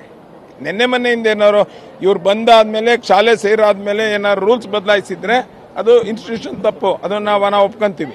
ಸರ್ಕಾರದ ಯಾವ್ಯಾವ SDMCಗಳು ಅವ್ರಿಗೆ ಇರುವಂತ ಅಧಿಕಾರದ ಮೇಲೆ ಯೂನಿಫಾರ್ಮ್ ಮಾಡಿದಾರೋ ಆ ಯೂನಿಫಾರ್ಮ್ ಹಾಕೊಂಡೇ ಬರಬೇಕು, ಯೂನಿಫಾರ್ಮ್ ಹಾಕಲ್ದೆ ಬರೋದಕ್ಕೆ ಸಾಧ್ಯ ಇಲ್ಲ ಅನ್ನುವಂಥದ್ದನ್ನ ಸ್ಪಷ್ಟವಾಗಿ ಸರ್ಕಾರದ ನಿರ್ಣಯ. ಎಜುಕೇಶನ್ ಬೇಕಾದಂತ ಮಕ್ಕಳು ಅವ್ರು ಯಾವ್ದನ್ನ ಬರ್ಕೊಟ್ಟು ಕಳೆದ 1.5 ವರ್ಷದಿಂದ ಯಾವ ಶಾಲೆಗೆ ಬರ್ತಿದ್ರು ಆ ರೀತಿಯಲ್ಲಿ ಬರಬೇಕು. ಹೀಗೆ ಸರ್ಕಾರ ಒಂದಿಷ್ಟು ವಿಚಾರಗಳನ್ನ ಹೇಳ್ತಾ ಇದೆ. ಯಾವ ಸ್ವರೂಪದಲ್ಲಿ ಏನೇನು ಮಾಡಬೇಕು ಅನ್ನೋದ್ರ ಬಗ್ಗೆ ಕೂಡ BC ನಾಗೇಶ್ ಅವರು ವಿವರಿಸಿರುವಂಥದ್ದು. ಇದರ ನಡುವೆ ಸುನಿಲ್ ಕುಮಾರ್ ಅವರು ಹೇಳ್ತಾರೆ, ಉಡುಪಿ ಅಥವಾ ಕರ್ನಾಟಕವನ್ನು ನಾವು ತಾಲಿಬಾನ್ ಆಗೋದಕ್ಕೆ ಬಿಡೋದಿಲ್ಲ ಅನ್ನುವಂತಹ ಮಾತುಗಳನ್ನ ಸುನಿಲ್ ಕುಮಾರ್ ಅವರು ಹೇಳ್ತಾ ಇರುವಂಥದ್ದು. ಅವರ ಮಾತೇನು ಅನ್ನೋದನ್ನು ತೋರಿಸಿ ನೋಡಿ. ಸಿದ್ದರಾಮಯ್ಯ ಕಾದರು ಎಲ್ಲ ಸಂದರ್ಭದಲ್ಲೂ ಕೂಡ ಮತೀಯವಾಗಿ ಆಲೋಚನೆ ಮಾಡ್ತಾರೆ. ಜಾತಿಗಳ ನಡುವೆ ಎತ್ತು ಕಟ್ಟುವಂಥ ಪ್ರಯತ್ನವನ್ನು ಸಿದ್ದರಾಮಯ್ಯನವರೇ ಈ ರಾಜ್ಯದಲ್ಲಿ ಆರಂಭ ಮಾಡಿದ್ದು. ಪ್ರವಾಸ ಭಾಗ್ಯವನ್ನು ಇಟ್ಕೊಂಡು, ಶಾದಿ ಭಾಗ್ಯವನ್ನು ಇಟ್ಕೊಂಡು ಎಲ್ಲದನ್ನೂ ಕೂಡ ಜಾತಿಯ ನಡುವೆ ವಿಷಬೀಜವನ್ನು ಬಿತ್ತಿದ್ದು ಸಿದ್ದರಾಮಯ್ಯನವರೇ. ಆ ವಿಷಬೀಜದ ಮುಂದುವರಿದ ಭಾಗ ಇದು ನಾನು ಅಂದ್ಕೊಳ್ತೇನೆ. ಇದರಲ್ಲಿ ಒಂದು ಕಡೆಗೆ ನಮಗೆ ಮೊನ್ನೆ ತನಕ ಏನು ಅನ್ನಿಸ್ತಾ ಇತ್ತು ಅಂತಂದರೆ ಯಾವುದೋ ಇಸ್ಲಾಂ ಸಂಘಟನೆಗಳಿದ್ರ ಹಿಂದೆ ಕೈವಾಡ ಇದೆಯೋ ಅಂತ ಅನ್ನಿಸ್ತಾ ಇತ್ತು. ಇವತ್ತು ಖಾದರ್ ಅವರ ಮತ್ತು ಸಿದ್ದರಾಮಯ್ಯನವರ ಹೇಳಿಕೆಗಳನ್ನು ನೋಡಿದಾಗ ಇದರ ಹಿಂದೆ ಇಸ್ಲಾಂ ಸಂಘಟನೆ ಇದೆಯಾ, ಇವ್ರು ಇದ್ದಾರೋ ಅಂತ ಒಂದು ಪ್ರಶ್ನಾರ್ಥಕ ಚಿಹ್ನೆ ಇವತ್ತು ನಿರ್ಮಾಣ ಆಗ್ತಾ ಇದೆ. ಯಾರಾದರೂ ಹಿಂದೆ ಇರಲಿ, ಅದ್ರ ಬಗ್ಗೆ ಸ್ಪಷ್ಟತೆ ಬೇಡ. ಆದರೆ ಕ್ಯಾಂಪಸ್ಗಳಲ್ಲಿ ಶಿಕ್ಷಣದ ಆರಾಧನೆ, ಸರಸ್ವತಿ ಆರಾಧನೆ ನಡಿಬೇಕು. ಇದು ಈ ದೇಶದಲ್ಲಿರುವಂಥ ಒಂದು ಸಂಪ್ರದಾಯ. ಅದು ಬಿಟ್ಟು ತಮ್ಮ ಧರ್ಮದ ಕಾರಣಕ್ಕೆ, ಇನ್ಯಾವುದೋ ಮತೀಯ ಕಾರಣಕ್ಕೆ ಈ ರೀತಿ ವಸ್ತ್ರಗಳನ್ನು ಹಾಕೊಂಡ್ಬರೋದನ್ನು ನಾವು ಯಾವುದೇ ಕಾರಣಕ್ಕೆ ಸಹಿಸೋದಿಲ್ಲ. ಕರ್ನಾಟಕ ಅಥವಾ ಉಡುಪಿ ಮಂಗಳೂರು ಜಿಲ್ಲೆಯನ್ನು ತಾಲಿಬಾನ್ ಮಾಡಲಿಕ್ಕೆ ನಾವು ಬಿಡೋದಿಲ್ಲ. ಇದರ ನಡುವೆ ವಿದ್ಯಾರ್ಥಿಗಳು ಕೋರ್ಟಿಗೆ ಹೋಗ್ತಾರೆ ಅಂತ ಆದರೆ ಇದರಿಂದ ಯಾವ ಸಂಘಟನೆ ಇದೆ? ಸರ್ಕಾರಿ ಶಾಲೆಗಳಿಗೆ ಶುಲ್ಕವನ್ನು ಕಟ್ಟಲಿಕ್ಕೆ ಕಷ್ಟ ಇದೆ ಅಂತ ಹೇಳುವಂಥ ಒಂದು ವಲಯದ ವಿದ್ಯಾರ್ಥಿಗಳು ಕೋರ್ಟಿಗೆ ಹೋಗ್ತಾರೆ ಅಂತ ಆದರೆ ಇದರಿಂದ ಯಾರ ಕೈವಾಡ ಇದೆ? ಆದರೆ ಅಂದರೆ ಇವತ್ತು ಶಿಕ್ಷಣದ ಕ್ಯಾಂಪಸ್ನ ಒಳಗೆ ಇನ್ಯಾವುದೋ ಮತೀಯ ಸಂಗತಿಗಳನ್ನು ವಿಜೃಂಭಿಸುವಂಥ ಕಾರ್ಯಕ್ಕೆ ಇವತ್ತು ಕೆಲವು ಸಂಘಟನೆಗಳು, ಕೆಲವೇ ವ್ಯಕ್ತಿಗಳು, ಎಲ್ಲರೂ ಅಂತ ನಾನು ಹೇಳೋದಿಲ್ಲ, ಕೆಲವು ವ್ಯಕ್ತಿಗಳು ಈ ರೀತಿಯಾದಂಥ ಕುಕೃತ್ಯವನ್ನು ನಡೆಸಲಿಕ್ಕೆ ಸರಿಯಾದ ಕ್ರಮ ಅಲ್ಲ. ಸಮವಸ್ತ್ರ ಅನ್ನುವಂಥದ್ದು ಒಂದು ನೀತಿ ಸಂಹಿತೆ, ಒಂದು ಸಂಪ್ರದಾಯ, ಒಂದು ಚೌಕಟ್ಟಿನಲ್ಲಿ ನಡಿಬೇಕಾಗಿರುವಂಥ ಸಂಗತಿ. ಇಲ್ಲಿ ಅನೇಕ ಅಂಶಗಳಿದ್ದಾವೆ, ಒಂದಿಷ್ಟು ಭಾವನೆಗಳಿದ್ದಾವೆ, ಭಾವನಾತ್ಮಕ ವಿಚಾರಗಳಿದ್ದಾವೆ, ಬಹುಸಂಖ್ಯಾತರ ಭಾವನೆಗಳಿದ್ದಾವೆ, ಅಲ್ಪಸಂಖ್ಯಾತರ ಭಾವನೆಗಳಿದ್ದಾವೆ. ಎಲ್ಲ ಅಂಶಗಳನ್ನ ಮುಂದಿಟ್ಟುಕೊಂಡೇ ಇಲ್ಲಿ ಆರೋಪ ಪ್ರತ್ಯಾರೋಪ ನಡೀತಾ ಇದೆ. ಬಹಳ ಸುಲಭವಾಗಿ ಇಲ್ಲಿ ರಾಜಕೀಯವಾದಂತಹ ಒಂದಿಷ್ಟು ಅಂಶಗಳನ್ನು ನಾವು ಗುರುತಿಸೋದಕ್ಕೂ ಕೂಡ ಸಾಧ್ಯ ಆಗತ್ತೆ. ಅದೇನೇ ಇದ್ರೂ ಕೂಡ ಶಾಲೆಗಳಲ್ಲಿ ಯಾವ ಕಾರಣಕ್ಕೆ, ಕಾಲೇಜುಗಳಲ್ಲಿ ಯಾವ ಕಾರಣಕ್ಕೆ ಈಗ ಇದ್ದಕ್ಕಿದ್ದಂತೆ ಹಿಜಾಬ್ ವರ್ಸಸ್ ಕೇಸರಿ ಶಾಲು ಅನ್ನುವಂತಹ ಒಂದು ಹೋರಾಟ ಶುರುವಾಯಿತು? ಯಾವ ಕಾರಣಕ್ಕಾಗಿ ಹಾಗಾದ್ರೆ ಶಾಲೆಗಳಲ್ಲಿ ಈಗ ಹಿಜಾಬನ್ನು ಧರಿಸಿ ಬರೋದನ್ನ ನಿಲ್ಲಿಸಬೇಕು ಅನ್ನುವಂಥದ್ದು ಸರ್ಕಾರದ ಯೋಚನೆ ಇರುವಂಥದ್ದು. ವಿದ್ಯಾರ್ಥಿನಿಯರಲ್ಲಿ ಹೇಳ್ತಾರೆ, ಫೆಬ್ರವರಿ 1ನೇ ತಾರೀಕಿನಂದು ಲೈಬ್ರರಿಗೆ ಕರೆದು ಉಪನ್ಯಾಸಕರು ನಮಗೆ ಹೇಳಿದ್ರು, ನೀವು ನಾಳೆಯಿಂದ ಹಿಜಾಬ್ ಧರಿಸಿಕೊಂಡು ಬರಬೇಡಿ ಅಂತ ಹೇಳಿ. ಹಾಗಾದ್ರೆ ಇದ್ದಕ್ಕಿದ್ದಂತೆ ಯಾಕೆ ಹೇಳಿದ್ರು? ಇದಕ್ಕಿಂತ ಮುಂಚಿತವಾಗಿ ಹಿಜಾಬ್ ಧರಿಸಿ ಬರ್ತಾ ಇದ್ವಿ, ಆದರೆ ಈಗ ಯಾಕೆ ಇಲ್ಲ? ಹೇಗೆ ಹಿಜಾಬ್ ಧರಿಸಿದಂಥವರ ಹಿಂದೆ ಮುಸ್ಲಿಂ ಸಂಘಟನೆಗಳು ಇದಾವೆ ಅನ್ನೋದನ್ನ ಸುನಿಲ್ ಕುಮಾರ್ ಅವರು ಹೇಳ್ತಾರೋ, ಹಾಗಾದ್ರೆ ಕೇಸರಿ ಶಾಲನ್ನ ಇದ್ದಕ್ಕಿದ್ದಂತೆ ವಿದ್ಯಾರ್ಥಿಗಳು ಧರಿಸಿಕೊಂಡು ಬರುವಂತಹ ನಿರ್ಧಾರಕ್ಕೆ ಏಕಾಏಕಿ ವಿದ್ಯಾರ್ಥಿಗಳೇ ಬಂದ್ರ? ಅದರ ಹಿಂದೆ ಹಾಗಾದ್ರೆ ಹಿಂದೂ ಸಂಘಟನೆಗಳು ಕೂಡ ಕೆಲಸ ಮಾಡ್ತಾ ಇಲ್ವಾ? ಈ ರೀತಿಯಂತ ಅನೇಕ ವಿಚಾರಗಳಿದ್ದಾವೆ. ಮೊದಲೇ ಹೇಳಿದಂತೆ ಇಲ್ಲಿ ಭಾವನಾತ್ಮಕ ಅಂಶಗಳೇ ಮುನ್ನೆಲೆಯಲ್ಲಿ ಇರೋದ್ರಿಂದಾಗಿ ಬಹಳಷ್ಟು ಈ ಸಮಸ್ಯೆಯ ಆಳ ಅಗಲವನ್ನ ಸಮರ್ಪಕವಾಗಿ ಚರ್ಚಿಸೋದಕ್ಕಿಂತ ಹೆಚ್ಚಾಗಿ ಭಾವನಾತ್ಮಕ ವಿಚಾರಗಳಲ್ಲಿ ಚರ್ಚೆ ಜೋರಾಗ್ತಾ ಇರುವಂಥದ್ದನ್ನು ನಾವು ಗುರುತಿಸ್ತಾ ಇದ್ವಿ. ಇದರ ಬಗ್ಗೆ ನಾವು ಚರ್ಚೆಯನ್ನು ಕೂಡ ಆರಂಭಿಸೋಣ. ನಮ್ಮ ಜೊತೆಗೆ ಅತಿಥಿಗಳು ಜಾಯ್ನ್ ಆಗಿದ್ದಾರೆ. ಉಡುಪಿಯ ಶಾಸಕರಾಗಿರುವ ರಘುಪತಿ ಭಟ್ ಅವರು ನಮಗೆ ಕಾರ್ಯಕ್ರಮದಲ್ಲಿ ಜಾಯ್ನ್ ಆಗಿದ್ದಾರೆ. ವಿಧಾನಸಭೆಯ ವಿರೋಧ ಪಕ್ಷದ ಉಪನಾಯಕರಾಗಿರುವ UT ಖಾದರ್ ಅವರು ನಮ್ಮ ಜೊತೆಗೆ ಜಾಯ್ನ್ ಆಗಿದ್ದಾರೆ ಕಾರ್ಯಕ್ರಮದಲ್ಲಿ. ಹಿರಿಯ ವಕೀಲರಾಗಿರುವ RS ರವಿ ಅವರು ನಮಗೆ ಕಾರ್ಯಕ್ರಮದಲ್ಲಿದ್ದಾರೆ. ಶಿಕ್ಷಣ ತಜ್ಞರಾಗಿರುವ ಡಾಕ್ಟರ್ ನಿರಂಜನ್ ಆರಾಧ್ಯ ಅವರು ನಮಗೆ ಕಾರ್ಯಕ್ರಮದಲ್ಲಿ ಜಾಯ್ನ್ ಆಗಿದ್ದಾರೆ. ನಾನು ರಘುಪತಿ ಭಟ್ ಅವರ ಮೂಲಕವಾಗಿಯೇ ಚರ್ಚೆಯನ್ನು ಆರಂಭಿಸ್ತೀನಿ. ರಘುಪತಿ ಭಟ್ರೆ, ಶುರುವಾಯಿತು ಈ ಒಂದು ಹಿಜಾಬ್ ವರ್ಸಸ್ ಕೇಸರಿ ಶಾಲು ಅನ್ನುವಂತಹ ಒಂದು ಹೋರಾಟ ಅಥವಾ ಪ್ರತಿಭಟನೆಯ ರೂಪವನ್ನು ಕೂಡ ಈಗಾಗಲೇ ಪಡ್ಕೊಂಡಿದೆ. ಆರಂಭ ಆಗಿರುವಂಥದ್ದು ತಾವು ಶಾಲಾ ಕಾಲೇಜಿನ ಆಡಳಿತ ಮಂಡಳಿಯ ಅಧ್ಯಕ್ಷರಾಗಿರ್ತಕ್ಕಂತಹ ಉಡುಪಿಯಲ್ಲಿ ಆರಂಭ ಆಯಿತು. ಯಾವ ಕಾರಣಕ್ಕೆ ಹಾಗಾದರೆ ಇಲ್ಲಿ ಹಿಜಾಬ್ ಧರಿಸುವಂತಹದ್ದಕ್ಕೆ ಯಾಕೆ ನಿಮ್ಮ ಅಲ್ಲಿಯ ಕಾಲೇಜಿನಲ್ಲಿ ಅವಕಾಶ ಕೊಟ್ಟಿಲ್ಲ, ಮತ್ತು ಅದು ಈಗ ಹೇಗೆ ಉಡುಪಿ ಜಿಲ್ಲೆಯ ಬೇರೆ ಕಾಲೇಜುಗಳಿಗೆ ವಿಸ್ತರಣೆ ಆಗ್ತಾ ಇದೆ? ಈಗ ನಮ್ಮಲ್ಲಿ ನಾನು ಬಂದ ಮೇಲೆ ಈ ಒಂದು ಹಿಜಾಬನ್ನು ಬ್ಯಾನ್ ಮಾಡಿದಂಥದ್ದಲ್ಲ. ಹಿಂದೆ ಸುಮಾರು 2002ನೇ ಇಸ್ವಿಯಿಂದ ನಮ್ಗೀಗ ಸಿಕ್ಕಿದ ದಾಖಲೆಯ ಪ್ರಕಾರ ಅದರ ಹಿಂದೆ ಇದೆ ಅಂತ ಹೇಳ್ತಾರೆ. ಅದು 2002ನೇ ಇಸ್ವಿಯಿಂದ ಅಲ್ಲಿ ಯೂನಿಫಾರ್ಮ್ ಕಡ್ಡಾಯ ಮಾಡಿದ್ದಾರೆ ಮತ್ತು ಅದರಲ್ಲಿ ಹಿಜಾಬ್ ನ ಧರಿಸ್ಲಿಕ್ಕಿಲ್ಲ ಅಂತ ಹೇಳುವಂಥದ್ದು ಮಾಡಿದ್ದಾರೆ. ನಮ್ಮ ಹತ್ರ ಈಗ 2002, 2004, 2006 ದಾಖಲೆಗಳನ್ನು ತೆಗೆದಿವೆ. ಅದರ ಹಿಂದೆ ದಾಖಲೆ ನಮ್ಮ ಹತ್ರ ಇಲ್ಲ, ಅಲ್ಲಿ ಕಾಲೇಜಲ್ಲಿ ಇಲ್ಲ ಬಿಟ್ರೆ ನಮ್ಮಲ್ಲಿ ಹೇಳುವ ಪ್ರಕಾರ ಹಿಂದಿನಿಂದಲೂ ಇದೆ ಅಂತ ಹೇಳುವಂತಹದ್ದು. ಇಲ್ಲಿ ಹಿಜಾಬ್ ಅಂತ ಹೇಳುವಂತ ಪರ್ಟಿಕ್ಯುಲರ್ ಆಗಿ ಬ್ಯಾನ್ ಅಲ್ಲ. ಈಗ ಕ್ಲಾಸ್ ರೂಮಿಗೆ ಬರುವಾಗ ಈಗ ಹೆಣ್ಣು ಮಕ್ಕಳು ಬುರ್ಕಾ ಹಾಕೊಂಡ್ಬರ್ತಾರೆ, ಹಿಜಾಬ್ ಹಾಕೊಂಡ್ಬರ್ತಾರೆ, ಕಂಪೌಂಡ್ ವಾಲ ಬರ್ತಾರೆ, ಕ್ಲಾಸ್ ರೂಮ್ ಒಳಗೆ ಬರ್ತಾರೆ. ಕ್ಲಾಸಲ್ಲಿ ಪಾಠಕ್ಕೆ ಭಾಗವಹಿಸುವಾಗ ಒಳಗೆ ಕೂತ್ಕೊಳ್ಳುವಾಗ ಹಿಜಾಬ್ ತೆಗೆದು ಬೇರೆ ಹಿಂದೂ ಮುಸ್ಲಿಂ ಕ್ರಿಶ್ಚಿಯನ್ರ ರೀತಿಯಲ್ಲಿ ಸಮಾನವಾಗಿ ಕೂತ್ಕೊಳ್ಳುವಂಥ ಒಂದು ಪದ್ಧತಿ ಹಿಂದಿಂದ ಇತ್ತು. ಅದು ಕಂಟಿನ್ಯೂ ಆಗಿದೆ. 2018ರಲ್ಲಿಯೂ ಕಂಪ್ಲೀಟ್ ಆಗಿದೆ, 20ರಲ್ಲಿ ಕಡಿಮೆ ಆಗಿದೆ. ಈಗ ಈ ಡಿಸೆಂಬರ್ 30ನೇ ತಾರೀಕಿನಿಂದ ಈ 12 ಹೆಣ್ಣು ಮಕ್ಕಳು ನಮಗೆ ಹಿಜಾಬ್ ಹಾಕ್ಕೊಳ್ಬೇಕು ಅಂತ ಡಿಮಾಂಡ್ ಇರ್ತಾರೆ ಡಿಸೆಂಬರ್ ತಿಂಗಳಲ್ಲಿ. ಅದರಲ್ಲಿ ಲಾಸ್ಟಿಗೆ ಕನ್ವಿನ್ಸ್ ಆಗಿ 6 ಜನ ಉಳ್ಕೊಳ್ತಾರೆ. ಇನ್ನು 6 ಜನ ಈಗ ಮತ್ತೆ ಪುನಃ 75 ಜನರಲ್ಲಿ ಹೆಣ್ಣು ಮಕ್ಕಳು ಈಗ ಪಾಠ ಕೇಳ್ತಾ ಇದ್ದಾರೆ ಹಿಜಾಬ್ ತೆಗೆದಿಟ್ಟು. ಹಾಗಾಗಿ ಇದು ಯಾರದ್ದೋ ಒಂದು ಇದರಿಂದ ಆಗ್ತಾ ಇದೆ ಬಿಟ್ಟರೆ ಯಾರು ಕೆಲವು ಮತೀಯ ಸಂಘಟನೆಗಳು, ನಿಮ್ಮ ಕ್ಯಾಂಪಸ್ ಫ್ರಂಟ್, SDPI ಅಂತ ಕೆಲವು ಸಂಘಟನೆಗಳು ಇದಕ್ಕೆ ಪ್ರಚೋದನಕಾರಿಯಾಗಿ ಮಾಡಿ ಇದನ್ನು ಮಾಡ್ತಾ ಇದ್ದಾರೆ ಬಿಟ್ಟರೆ ಇದು ಹಾಗಿದ್ರೆ ಎಲ್ಲ ಈಗ ಕುಂದಾಪುರದಲ್ಲಿ ಏನೋ ಅದೊಂದು ಆಕ್ಷನ್ಗೆ ಪ್ರತಿರಕ್ಷಣೆ ಆಯ್ತು. ಅದು ಆಗಬಾರ್ದಿತ್ತು, ಅದನ್ನು ಏನು ನಾವು ಸಮರ್ಥನೆ ಮಾಡ್ಕೊಳ್ಳಲ್ಲ. ಆದರೆ ಇಲ್ಲಿ ಹಿಜಾಬ್ ಹಾಕೊಂಡಕ್ಕವರು ಹಾಗಿದ್ರೆ ನಾವು ಕೇಸರಿ ಶಾಲೆ ಆಗ್ತೇವೆ ಅಂತ ಹೇಳಿದರು.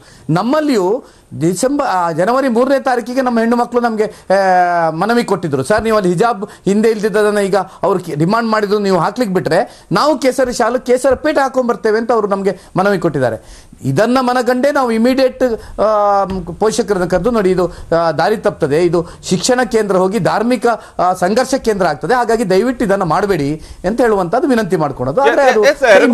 ರಘುಪತಿ ಭಟ್ರೆ ಮಾತಾಡ್ತೇನೆ ನಾನು ಜೊತೆ. UT ಖಾದರ್ ಅವರೇ, ಈಗ ನೀವು ಇದರಲ್ಲಿ ವಿದ್ಯಾರ್ಥಿಗಳು ಕೆರಳಿಸುವಂತಹ ಕೆಲಸ ಅನ್ನುವಂಥದ್ದನ್ನೆಲ್ಲವೂ ಕೂಡ ನೀವು ಪ್ರತಿಪಾದನೆಯನ್ನ ಮಾಡಿದ್ರಿ ಖಾದರ್ ಅವರೇ. ಆದ್ರೆ ರಘುಪತಿ ಭಟ್ರು UT ಖಾದರ್ ಅವರ ಸಂಪರ್ಕ ಕಡಿತ ಆಗಿದೆ. ನಾನು ಮತ್ತೆ ಅವ್ರ ಜೊತೆಗೆ ಮಾತಾಡ್ತೀನಿ. ಯಾವ ಸ್ವರೂಪದಲ್ಲಿ ಕಾಂಗ್ರೆಸ್ ಈ ವಿಚಾರವನ್ನ ನೋಡ್ತಾ ಇದೆ, ಯಾವ ಕಾರಣಕ್ಕಾಗಿ ಕಾಂಗ್ರೆಸ್, ವಿಶೇಷವಾಗಿ ಸಿದ್ದರಾಮಯ್ಯನವರು ಕೂಡ ಮಾತಾಡಿದ್ದಾರೆ, ಖಾದರ್ ಮಾತಾಡಿದ್ದಾರೆ, ಜಮೀರ್ ಅವರು ಮಾತಾಡಿದರೆ, ವ್ಯತಿರಿಕ್ತವಾದಂತಹ ಮಾತ್ರ DK ಶಿವಕುಮಾರ್ ಅವರು ಹೇಳಿದ್ದಾರೆ. ಕೋರ್ಟು ಆದೇಶ, ಸರ್ಕಾರ ಇವೆಲ್ಲ ಇದೆ, ಇದರ ಬಗ್ಗೆ ನಾವು ಮಾತಾಡಲ್ಲ ಅನ್ನುವಂಥದ್ದನ್ನ KPCC ಅಧ್ಯಕ್ಷರು ಹೇಳಿಕೊಂಡಿದ್ದಾರೆ. ಅದ್ರ ಬಗ್ಗೆ ನಾನು ಮಾತಾಡ್ತೀನಿ ಖಾದರ್ ಅವ್ರ ಜೊತೆಗೆ. ರವಿ ಅವರೇ, ತಾವೇನು ಹೇಳ್ತೀರಿ? ಇಲ್ಲಿ ಒಂದು ರಘುಪತಿ ಭಟ್ರು ಹೇಳ್ತಾ ಇರುವಂಥದ್ದು 2002ರಿಂದ ಆ ಪರ್ಟಿಕ್ಯುಲರ್ ಕಾಲೇಜಿನಲ್ಲಿ ಇಂಥದ್ದೊಂದು ಸಂಪ್ರದಾಯ ಇತ್ತು, ಹಾಗಾಗಿ ಅಲ್ಲಿ ನಾವು ಹಿಜಾಬನ್ನ ಅವಕಾಶ ಕೊಡಬಾರ್ದು ಅಂತ ತೀರ್ಮಾನಕ್ಕೆ ಬಂದ್ವಿ ತಿಳ್ಕೊಂಡು. ಇಲ್ಲಿ ಕುಂದಾಪುರದ ಕಾಲೇಜಿನಲ್ಲಿ ಈ ರೀತಿಯಾಗಿ ಹಿಂದಿನಿಂದಲೂ ಕೂಡ ಇತ್ತು ಅನ್ನೋದ್ರ ಬಗ್ಗೆ ಯಾವುದೇ ಆಧಾರಗಳಿಲ್ಲ. ಅಲ್ಲಿ ವಿದ್ಯಾರ್ಥಿಗಳು ಹೇಳ್ತಾರೆ, ನಾವು ಹಾಕೊಂಡು ಬರ್ತಾ ಇದ್ವಿ, ನಮ್ಮನ್ನು ಮೊನ್ನೆ ಕರೆದು ಹೇಳಿದ್ದು ಫೆಬ್ರವರಿ 1ನೇ ತಾರೀಕಿನಿಂದ ಶುರುವಾಗಿರೋದು ಇದು ಅಂತೇಳಿ. ಯಾವ ಕಾರಣಕ್ಕೆ ಹಾಗಾದ್ರೆ ಇವೆಲ್ಲ ಬೇಕು? ನನ್ನ ಪ್ರಕಾರ ಒಬ್ಬ ಅಭ್ಯರ್ಥಿ ಅಡ್ಮಿಷನ್ ಆಗುವಾಗ, ಒಂದು ವೇಳೆ ಅಡ್ಮಿಷನ್ ತಗೊಳ್ಳುವಾಗಲೇ ನೀವು ಇಂಥ ಸಮವಸ್ತ್ರವನ್ನು ಧರಿಸ್ಕೊಳ್ಬೇಕು ಅಂತ ಏನಾದರೂ ಒಂದು ಕಂಡೀಷನ್ ಇದ್ರೆ, ಆ ಕಂಡೀಷನ್ ಆಧಾರದ ಮೇಲೆ ಏನಾದರೂ ಆ ಸ್ಟೂಡೆಂಟ್ ಆ ಇನ್ಸ್ಟಿಟ್ಯೂಷನ್ಸ್ಗೆ ಏನಾದರೂ ಅಡ್ಮಿಟ್ ಆದ ಪಕ್ಷದಲ್ಲಿ ಆ ಇನ್ಸ್ಟಿಟ್ಯೂಷನ್ ಹೇಳ್ಬೋದು, ನೀವು ಅಡ್ಮಿಷನ್ ತಗೊಳ್ಳುವಾಗ ನೀವು ನಿಮಗೆ ಇಂಥ ಸಮವಸ್ತ್ರವನ್ನೇ ಧರಿಸ್ಕೊಳ್ಬೇಕು ಅಂತ ಹೇಳಿದ್ರೆ, ಹಾಗಾಗಿ ನೀವು ಈ ಸಮವಸ್ತ್ರ ಧರಿಸ್ಕೊಂಡೇ ಬರಬೇಕು, ಬೇರೆ ಸಮವಸ್ತ್ರವನ್ನು ಧರಿಸ್ಕೊಂಡು ಬರಬಾರ್ದು ಅಂತ ಹೇಳಲಿಕ್ಕೆ ಕಾರಣ ಉಂಟು. ಒಂದು ವೇಳೆ ಅಡ್ಮಿಷನ್ ಟೈಮ್ನಲ್ಲಿ ಈ ಯಾವುದೇ ರೆಸ್ಟ್ರಿಕ್ಷನ್ ಇಲ್ದೇನೆ ಸುಮ್ಮನೆ ತಗೊಂಡಿದ್ರೆ ಅಂತ ವೇಳದಲ್ಲಿ ರೆಸ್ಟ್ರಿಕ್ಷನ್ ಮಾಡೋದು ನನ್ನ ಪ್ರಕಾರ ಸರಿ ಅಲ್ಲ ಅಂತ ನನಗೆ ಅನಿಸ್ತಾ ಇದೆ. ಮಧ್ಯದಲ್ಲಿ ಅಡ್ಮಿಷನ್ ಟೈಮ್ನಲ್ಲಿ ಆ ಒಂದು ಸ್ಟೂಡೆಂಟ್ಗೆ ಅಥವಾ ಅವ್ರ ಪೇರೆಂಟ್ಸ್ಗೆ ಇಂತಿಂಥ ಸಮವಸ್ತ್ರನೇ ನಮ್ಮ ಕಾಲೇಜಿನಲ್ಲಿ ನೀವು ಧರಿಸ್ಕೊಂಡು ಬರಬೇಕು, ಇಲ್ದೇನೆ ಇದ್ರೆ ನೀವು ಬರ್ಲಿಕ್ಕೆ, ಯಾಕಂತ ಹೇಳಿದ್ರೆ ಅವಾಗ ಸ್ಟೂಡೆಂಟ್ಗೆ ಚಾಯ್ಸ್ ಇರುತ್ತೆ ಆ ಸ್ಕೂಲ್ಗೆ ಹೋಗ್ಬೇಕೋ ಬೇಡ ಅಂತ. ಯಾಕಂದ್ರೆ ಒಂದೇ ಕಾಲೇಜ್ ಅಲ್ಲ ಅಥವಾ ಒಂದೇ ಸ್ಕೂಲ್ ಅಲ್ಲ, ಬೇರೆ ಸ್ಕೂಲ್ಗೆ ಹೋಗ್ಬೋದು. ಹಾಗಾಗಿ ನನ್ನ ಪ್ರಕಾರ ಆ ಕಂಡೀಷನ್ ಅನ್ನ ಅಡ್ಮಿಷನ್ ಟೈಮ್ ನಲ್ಲಿ ಆ ಹುಡುಗಿಗೆ ಅಥವಾ ಹುಡುಗಿಗೆ ಅವ್ರ ಪೇರೆಂಟ್ಸ್ ಇಲ್ಲೊಂದು ನೀವು ಹೇಳಿದ ಪ್ರಕಾರವಾಗಿ ಗಮನಿಸಿದಾಗ ಈಗ 75% ಆಫ್ ದ ಈಗ ಗವರ್ಮೆಂಟ್ ಕಾಲೇಜಸ್ ಗಳಲ್ಲಿ ಯೂನಿಫಾರ್ಮ್ ಅನ್ನುವಂಥದ್ದು ಆಲ್ಮೋಸ್ಟ್ ಇದೆ ನಮ್ಮ ಕರ್ನಾಟಕದಲ್ಲಿ. ಅದು ಆಯಾ ಶಾಲಾ ಕಾಲೇಜ್ ಆಡಳಿತ ಮಂಡಳಿಯವರು ಇಂಥ ಯೂನಿಫಾರ್ಮ್ ಇರುತ್ತೆ ಅಂತ. ಬಟ್ ಇಲ್ಲೆಲ್ಲೂ ಕೂಡ ಬಹುತೇಕ ಕಡೆ ಅಡ್ಮಿಷನ್ ಆಗೋ ಟೈಮ್ ಅಲ್ಲಿ ಯೂನಿಫಾರ್ಮ್ ಕಡ್ಡಾಯ ಅನ್ನುವಂಥದ್ದು ಇದೆ ಬಿಟ್ರೆ ಯೂನಿಫಾರ್ಮ್ ಜೊತೆಗೆ ನೀವು ಹಿಜಾಬ್ ಅನ್ನ ಧರಿಸೋ ಹಾಗಿಲ್ಲ ಅಥವಾ ಕೇಸರಿ ಶಾಲ್ ಧರಿಸೋ ಈ ತರದ್ ಯಾವ್ದು ಕೂಡ ವಿಚಾರ ಇಲ್ಲ ಅಲ್ಲಿ. ಬಹುತೇಕ ಕಡೆ ಇಲ್ಲ ಅಲ್ಲಿ. ಹಾಗಾಗಿ ಈಗ ಇವ್ರು ಹೇಳ್ತಾ ಇರುವಂತದ್ದು ಅದೇ, ಅಡ್ಮಿಷನ್ ಟೈಮ್ ನಲ್ಲಿ ನೀವೇನಾದ್ರೂ ಈ ವಿಚಾರ ನಮ್ಮ ಹತ್ರ ಹೇಳಿದ್ರೆ ನಾವ್ ಇಲ್ಲಿಗೆ ಅಡ್ಮಿಷನ್ ಮಾಡ್ಕೊಳ್ತಾ ಇರ್ಲಿಲ್ಲ, ಬೇರೆ ಕಡೆ ಹೋಗ್ತಾ ಇದ್ವಿ. ಈಗ ಅರ್ಧ ಶೈಕ್ಷಣಿಕ ವರ್ಷದಲ್ಲಿ ಈಗ ಯಾಕೆ ಇದನ್ನ ಹೇಳ್ತಾ ಇದ್ದೀರಾ ಅನ್ನೋಂಥ ಪ್ರಶ್ನೆ. ಸೊ ಇವರ ವಾದಕ್ಕೆ ಎಷ್ಟಿಲ್ ಮನ್ನಣೆ ಸಿಗುತ್ತೆ ಹಾಗಾದ್ರೆ ಅಂತ. ಅದಕ್ಕೇನೆ ನಿಮಗೆ ಮಧ್ಯದಲ್ಲಿ ಇವಾಗ ಶೈಕ್ಷಣಿಕ ವರ್ಷ ಆಲ್ಮೋಸ್ಟ್ ಮುಗಿತಾ ಬಂದಿದೆ. ಇಂಥ ಸಮಯದಲ್ಲಿ ಆ ರೀತಿ ರೆಸ್ಟ್ರಿಕ್ಷನ್ ಮಾಡೋದು, ಯಾಕಂತ ಹೇಳಿದ್ರೆ ಅಡ್ಮಿಷನ್ ಟೈಮ್ನಲ್ಲಿ ಆ ರೆಸ್ಟ್ರಿಕ್ಷನ್ ಇಲ್ದೇನೆ ಅಡ್ಮಿಷನ್ ಮಾಡ್ಕೊಂಡಿದ್ರೆ ನನ್ನ ಪ್ರಕಾರ ಅದು ತಪ್ಪಾಗ್ತದೆ. ಖಂಡಿತ ರವಿಯವರು ಮಾತಾಡ್ತೀನಿ ನಿಮ್ಮ ಜೊತೆಗೆ ಚರ್ಚೆ ನಾವು ಮುಂದುವರಿಸೋಣ. ಖಾದರ್ ಅವರು ಕೂಡ ಜಾಯ್ನ್ ಆಗಿದ್ದಾರೆ ಮತ್ತು ನಿರಂಜನ್ ಆರಾಧ್ಯ ಅವರೊಂದಿಗೆ ಕಾರ್ಯಕ್ರಮದಲ್ಲಿ ಜಾಯ್ನ್ ಆಗಿದ್ದಾರೆ. ಅವ್ರ ಜೊತೆ ಕೂಡ ಮಾತಾಡ ನಮ್ಮ ಜೊತೆಗೆ ವಿಧಾನಸಭೆ ವಿರೋಧ ಪಕ್ಷದ ಉಪನಾಯಕರಾಗಿರುವಂತಹ ಯುಟಿ ಖಾದರ್ ಅವರು ಇದೀಗ ಜಾಯ್ನ್ ಆಗಿದ್ದಾರೆ. ಯುಟಿ ಖಾದರ್ ಅವರೇ, ಇಲ್ಲಿ ಬಹಳ ಸ್ಪಷ್ಟವಾಗಿ ಇದೊಂದು 1-2 ಕಾಲೇಜಿಗೆ ಸೀಮಿತ ಅಲ್ಲ, ಇದು ಬಹುತೇಕ ಈಗ ಕರ್ನಾಟಕದಾದ್ಯಂತ ವ್ಯಾಪಿಸ್ತಾ ಇದೆ ಅನ್ನೋದು. ಇದು ಆಗ್ಬಾರ್ದು, ಇಂಥದೊಂದು ಬೆಳವಣಿಗೆ ಇದು ಮಕ್ಕಳ ಶೈಕ್ಷಣಿಕ ದೃಷ್ಟಿಯಿಂದ ಖಂಡಿತವಾಗಿಯೂ ಕೂಡ ಬಹಳ ಕೆಟ್ಟದ್ದು. ಬಟ್ ಆರಂಭಿಕ ಹಂತದಲ್ಲಿ ಇದನ್ನು ತಡೆಯೋದಕ್ಕೆ ಬಹಳ ಅವಕಾಶ ಇತ್ತು. ಆ ಟೈಮ್ನಲ್ಲಿ ಬಹಳ ನೆಗ್ಲೆಕ್ಟ್ ಅನ್ನ ಎಲ್ಲಾ ನಾಯಕರುಗಳು ಮಾಡಿದ್ದಾರೆ ಅನ್ನುವಂಥದ್ದು ಬಹಳ ಸ್ಪಷ್ಟ. ಬಟ್ ಇದು ಒಂದ್ ರೀತಿ ಬೇರೆ ರೀತಿಯಾದಂತಹ ತಿರುವನ್ನ ಪಡ್ಕೊಳ್ತಾ ಇದೆ, ರಾಜಕೀಯವಾದಂತಹ ತಿರುವನ್ನ ಪಡ್ಕೊಳ್ತಾ ಇದೆ, ಹಿಡನ್ ಇಂಟ್ರೆಸ್ಟ್ ಇದೆ ಇದ್ರ ಹಿಂದಕ್ಕೆ ಅನ್ನುವಂಥದ್ದು ವಿಚಾರ ಇದೆ. ಇದನ್ನೆಲ್ಲ ನೀವು ಹೇಗೆ ಗಮನಿಸ್ತಾ ಇದ್ದೀರಾ ಅಂತ? ಇಲ್ಲ, ತಾವೀಗ ಹೇಳಿದಾಗೆ ನಮಗೆ ಕಾಲೇಜ್ ಕ್ಯಾಂಪಸ್ನಲ್ಲಿ ಶಿಕ್ಷಣ, ಸೌಹಾರ್ದತೆ ವಾತಾವರಣ ಮತ್ತು ಅವರ ವ್ಯಕ್ತಿತ್ವ ಅತಿ ಅಗತ್ಯ ಒಂದು.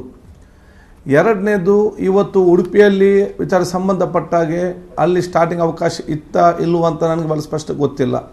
ಆದರೆ ಅದು ಇವತ್ತು ಚರ್ಚೆ ಆಗಿಕೊಂಡು 75 ವಿದ್ಯಾರ್ಥಿಗಳು ನಮಗೆ ಸಂವಿಧಾನ ಹಕ್ಕಿದ್ರೂ ಕೂಡ ನಮಗೆ ಶಿಕ್ಷಣ ಇಂಪಾರ್ಟೆಂಟ್ ಹೇಳಿ ಕ್ಲಾಸಲ್ಲಿ ಕೂತ್ಕೊಂಡಿದ್ದಾರೆ. 6 ವಿದ್ಯಾರ್ಥಿಗಳು ನಮಗೆ ಶಿಕ್ಷಣಕ್ಕಿಂತ ಸಂವಿಧಾನ ಹಕ್ಕು ಇಂಪಾರ್ಟೆಂಟ್ ಹೇಳಿಕೊಂಡು ಹೊರಗೆ ಕೂತ್ಕೊಂಡಿದ್ದರು. ಇದರ ಬಗ್ಗೆ ವಯಂ ಮೀಡಿಯಾ ಪ್ರಿನ್ಸಿಪಲ್ ಸ್ಟೂಡೆಂಟ್ಸ್ ಮ್ಯಾನೇಜ್ಮೆಂಟ್ಸ್ ಕೂತ್ಕೊಂಡು ಚರ್ಚೆ ಮಾಡಿ ವಯಂ ಮೀಡಿಯಾ ಪರಿಹಾರ ಆಗಬೇಕಿತ್ತು, ಅದು ಆಗಲಿಲ್ಲ. ಈಗ ಕೋರ್ಟಿಗೆ ಹೋಗಿದೆ, ಅದು ಕೋರ್ಟಿನಲ್ಲಿ ತೀರ್ಮಾನ ಬರುವಂಥ ವಿಚಾರ. ಹೌದು.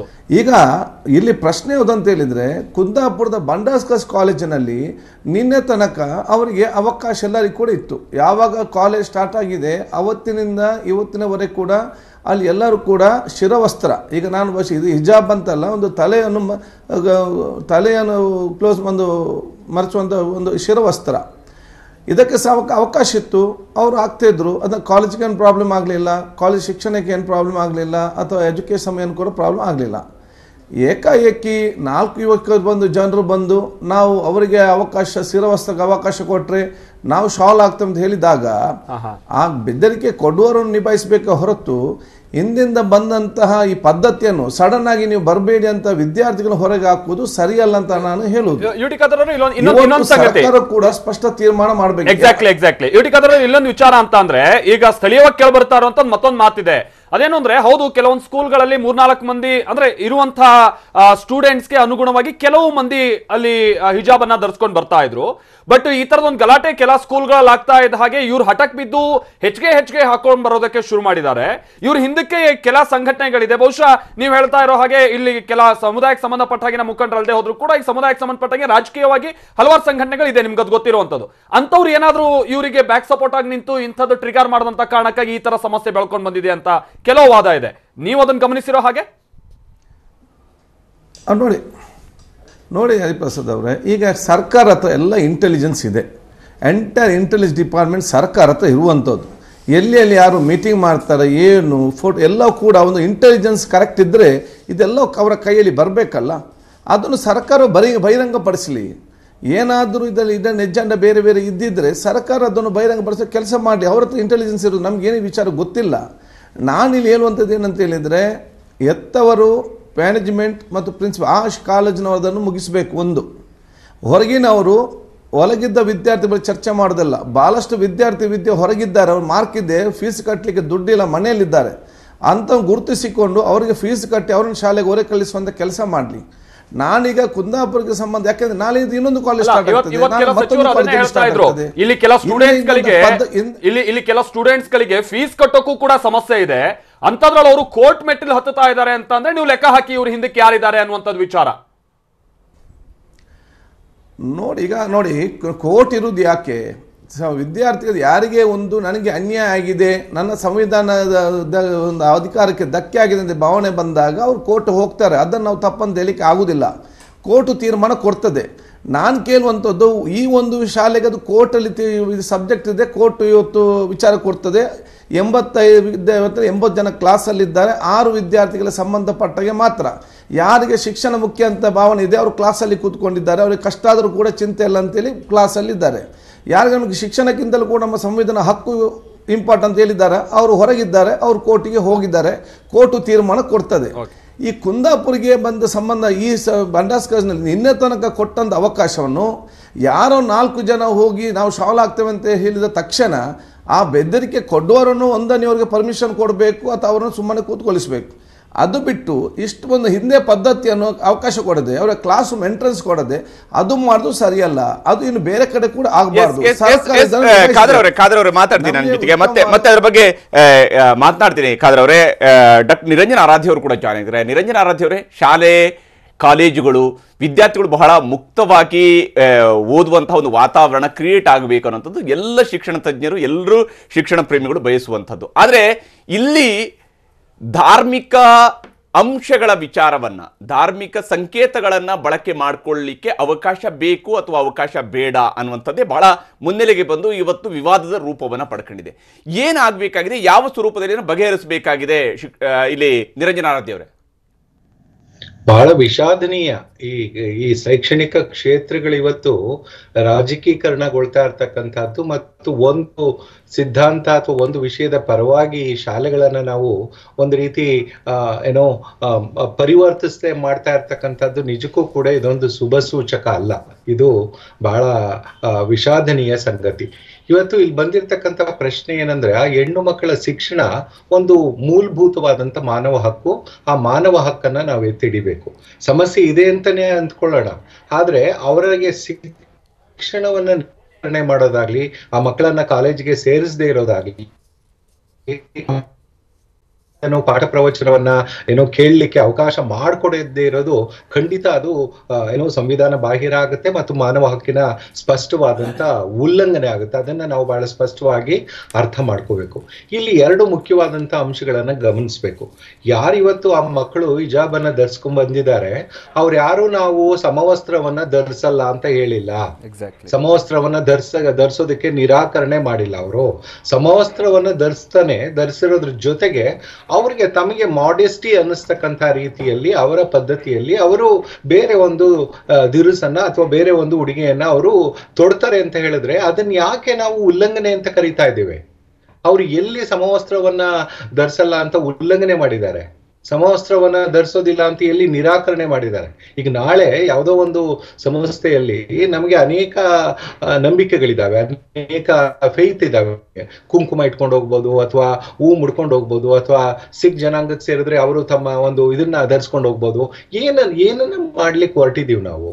ಭಾರತದ ಸಂವಿಧಾನ ತನ್ನ ಎಲ್ಲ ನಾಗರಿಕರಿಗೆ ಒಂದು liberty of thought, expression, faith, belief ಅನ್ನ ಕೊಟ್ಟಿರುವಾಗ ಆ ಸಂವಿಧಾನವಾಗಿ ದತ್ತವಾಗಿರ್ತಕ್ಕಂಥ ಈ ಒಂದು ಹಕ್ಕನ್ನ, ಅವಕಾಶವನ್ನ ನಾವು ಯಾರು ಕಿತ್ಕೊಳ್ಳಿಕ್ಕೆ, ಯಾಕೆ ಅದಕ್ಕೆ ಒಂದು ರೀತಿಯ ನಿರಂಜನ ಆರಾಧ್ಯ ಅವರೇ, ಇಲ್ಲಿ ಒಂದು ವಾದವನ್ನ ಮುಂದಿಡ್ತಿರುವಂತದ್ದು ಇಷ್ಟೇನೆ. ನೀವು ಶಿಕ್ಷಣ ಸಂಸ್ಥೆಗಳ ಒಳಗಡೆ ಬಂದಾಗ ಧಾರ್ಮಿಕವಾಗಿರುವಂತ ಯಾವುದೇ ದಿರಿಸುಗಳು ಇದ್ರೆ ಅದು ಸಮಾನತೆ ಅಲ್ಲ ಅನ್ನುವಂತ ಒಂದು ವಾದವನ್ನ ಅಲ್ಲಿ ಇವೆಲ್ಲವೂ ಕೂಡ ಹೊರಗಿಟ್ಟು ಸಮಾನತೆಯಿಂದ ಸಮಾನವಾಗಿ ಎಲ್ಲರೂ ಒಂದೇ ತರ ಇರಲಿ ಅನ್ನುವಂತ ಒಂದು ವಾದವನ್ನ ಮುಂದಿಡುತ್ತಿರುವಂತದ್ದು. ವಿಶೇಷವಾಗಿ ಯಾರು ಹಿಜಾಬನ್ನ ವಿರೋಧಿಸ್ತಾ ಇದ್ದಾರೆ ಅವರು ಹೇಳ್ತಾರೆ. ಏನ್ ಹೇಳ್ತೀರಿ? ಅಲ್ಲ, ಸಮಾನತೆಯನ್ನ ನಮ್ಮ ಅನುಕೂಲಕ್ಕೆ ತಕ್ಕಂತೆ ವ್ಯಾಖ್ಯಾನ ಮಾಡೋದು ಬೇಡ. ಸಮಾನತೆಯ ಪ್ರಶ್ನೆಯನ್ನ ನಿಜವಾಗ್ಲೂ ನಾವು ನೋಡ್ಬೇಕಾಗಿರ್ತಕ್ಕಂಥದ್ದು. ಸಮಾನ ಅವಕಾಶಗಳನ್ನ ಕಲಿಕೆಯಲ್ಲಿ ಕೊಡಬೇಕು, ಸಮಾನ ಸೌಲಭ್ಯಗಳನ್ನ ಕೊಡಬೇಕು, ಸಮಾನವಾದಂಥ ಕಲಿಕೆ ಇರಬೇಕು, ಸಮಾನವಾದಂಥ ಕಾಂಟೆಂಟ್ಸ್ ಇರಬೇಕು. ಅದು ಸಮಾನತೆಯ ಪ್ರಶ್ನೆ. ಈಗ ಉದಾಹರಣೆಗೆ ನೀವು ನೋಡಿ, ಕರ್ನಾಟಕ ರಾಜ್ಯದಲ್ಲಿ ಅದೆಷ್ಟು ದಶಕಗಳಿಂದ ನಾವು ಆ ಕಾಲೇಜ್ಗಳಿಗೆ, ವಿಶೇಷವಾಗಿ ಸರ್ಕಾರಿ ಕಾಲೇಜ್ಗಳಿಗೆ, ಶಾಲೆಗಳಿಗೆ ಶಿಕ್ಷಕರನ್ನೇ ನೇಮಕ ಮಾಡಿಲ್ಲ. ಮೂಲಭೂತ ಸೌಕರ್ಯಗಳ ಕೊರತೆ ಇದ್ದಾವೆ. ಈ ಎಲ್ಲ ವಿಷಯಗಳನ್ನ, ಮೂಲಭೂತ ಜ್ವಲಂತ ವಿಷಯಗಳನ್ನ ನಾವು ಒಂದು ರೀತಿ ಪಕ್ಕಕ್ಕಿಟ್ಟು ಕೇವಲ ಈ ಒಂದು ವಿಷಯವನ್ನ ರಾಜಕೀಕರಣಗೊಳಿಸ್ತಾ ಇದ್ದೇವೆ, ರಾಜಕೀಯ ಮಾಡ್ತಾ ಇದ್ದೇವೆ. ಈ ಮೂಲಕ ನಾವು ಎಲ್ಲಿಲ್ಲದ ಸಾಂವಿಧಾನಿಕ ಪ್ರಶ್ನೆಗಳನ್ನ ಎತ್ತುತ್ತಿದ್ದೇವೆ, ಸಂವಿಧಾನವನ್ನೇ ಒಂದು ರೀತಿ ಅಣಗಿಸೋ ರೀತಿಯಲ್ಲಿ ನಾವು ಮಾತಾಡ್ತಿದ್ದೇವೆ ಅಂದ್ರೆ ಬಹುಶಃ ನನಗನ್ಸುತ್ತೆ ಇದರ ಹಿಂದೆ ಬೇರೆ ಒಂದು ದೊಡ್ಡ ಪಿತೂರಿನೇ ಇದು ಕೇವಲ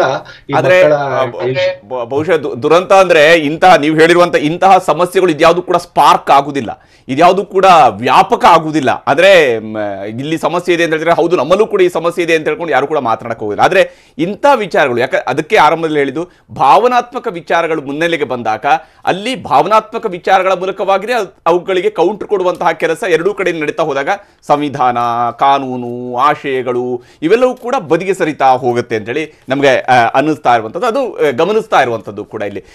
ಆರತಿ ಅವರು ಮಾತಾಡ್ತೀನಿ ನನ್ನ ಜೊತೆಗೆ. ಆದರೆ ರಘುಪತಿ ಭಟ್ ಅವರೇ, ಈಗ ಸರ್ಕಾರಿ ಕಾಲೇಜುಗಳ ವಿದ್ಯಾರ್ಥಿಗಳನ್ನ ಈ ಸ್ಥಿತಿಗೆ ಯಾಕೆ ತಂದಿಡಬೇಕು ಅಂತ ಹೇಳುವಂಥದ್ದು ಮುಖ್ಯವಾಗಿರುವಂತಹ ವಿಚಾರ ಏನಂದ್ರೆ, ಸರ್ಕಾರಿ ಕಾಲೇಜುಗಳಲ್ಲಿ ಬಡ ಅಥವಾ ಮಧ್ಯಮ ವರ್ಗದ ವಿದ್ಯಾರ್ಥಿಗಳೇ ಬಂದು ಸೇರ್ತಾ ಇರುವಂಥದ್ದು. ರಘುಪತಿ ಭಟ್ರೆ, ಈಗ ಕುಂದಾಪುರದ ಸರ್ಕಾರಿ ಪದವಿ ಪೂರ್ವ ಕಾಲೇಜಿನ ವಿಚಾರಕ್ಕೆ ಬಂದ್ರೆ, ಫೆಬ್ರವರಿ 1ನೇ ತಾರೀಕಿನಂದು ವಿದ್ಯಾರ್ಥಿಗಳನ್ನ ಕರೆಸಿ ಇಲ್ಲ ನೀವು ಹಿಜಾಬ್ ಧರಿಸ್ಕೊಂಡು ಬರಬೇಡಿ, ಬಂದ್ರೆ ಕ್ಲಾಸ್ಗೆ ಎಂಟ್ರಿ ಇಲ್ಲ ಅಂತ ಹೇಳಿದ್ರೆ ಸರ್ಕಾರದ ಒಂದು ಆದೇಶ ಬೇಕಲ್ವಾ? ಸರ್ಕಾರ ಒಂದು ಆದೇಶವನ್ನ ಮಾಡಿರ್ಬೇಕು.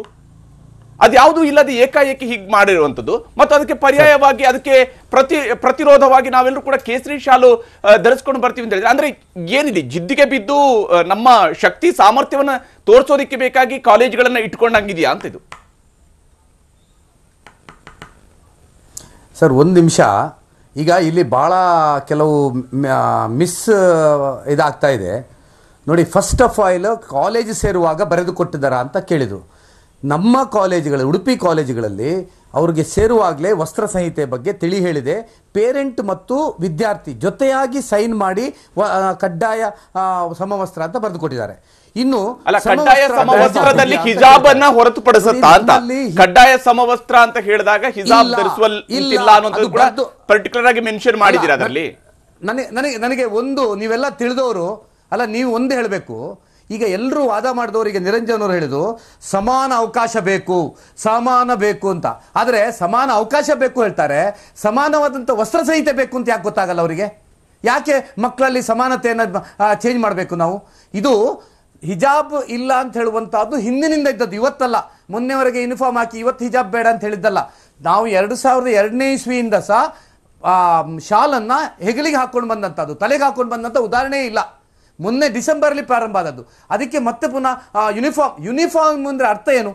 ಎಲ್ಲರೂ ಸಮಾನವಾಗಿರುವಂಥದ್ದು. ಒಬ್ಬರು ತಲೆಗೆ ಹಾಕೋದು, ಒಬ್ಬರು ಸೊಂಟಕ್ಕೆ ಹಾಕೋದು, ಒಬ್ಬರು ಭುಜಕ್ಕೆ ಹಾಕೋದು ಯೂನಿಫಾರ್ಮ್ ಅಲ್ಲ. ಸಮಾನ ಅವಕಾಶ ಹೇಗೆ ಬೇಕಾ ಹಾಗೆ ಸಮಾನವಾದಂಥ ವಸ್ತ್ರ ಸಂಹಿತೆಗೂ ಒಪ್ಪಬೇಕು. ಅವರು ಸಮಾನ ಅವಕಾಶ ಬೇಕು ಅಂತ ಹೇಳುವಂಥವ್ರು. ಎರಡನೇದು ಸಂಧಾನ ಆಗಲಿಲ್ಲ ಅಂತ ಹೇಳಿದ್ರು ಕಾದರ್ರೆಲ್ಲ.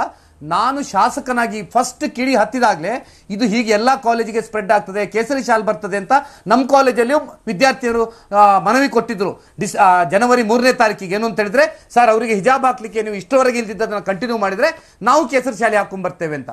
ಆಗ ನಾವು ತಕ್ಷಣ ನಾನು ಹೋಗಿ ಅಲ್ಲಿ ಸಂಧಾನ ಮಾಡಿ ಪೋಷಕರನ್ನು ಮತ್ತು ವಿದ್ಯಾರ್ಥಿಗಳನ್ನು ಕೂತ್ಕೊಂಡು ಅವರನ್ನು ಸಮಾಧಾನ ಮಾಡಿ ಅವರಿಗೆ ತುಂಬ ಕನ್ವಿನ್ಸ್ ಮಾಡಿದ್ದೇವೆ. ಮತ್ತು ಕಾಂಗ್ರೆಸ್ ಮುಖಂಡರು GA ಭಾವನ್ ಅವರು ಮತ್ತು ಮುಸ್ಲಿಂ ಒಕ್ಕೂಟದವರು ಬಂದು ಮಾತುಕತೆಯನ್ನು ಮಾಡಿದ್ದಾರೆ. ನಮ್ಮ ಉಡುಪಿ ಜಿಲ್ಲೆಯ ಕಾಜಿಯವರು, ಮುಸ್ಲಿಂ ಮುಖಂಡರೆಲ್ಲ ಬಂದು ಮಾಡಿದ್ದಾರೆ. ಆಮೇಲೆ 2ನೇ ಬಾರಿ ಏನು ಗೌರ್ಮೆಂಟ್ ಆರ್ಡರ್ ಕೊಟ್ಟಿತ್ತು ನಮಗೆ,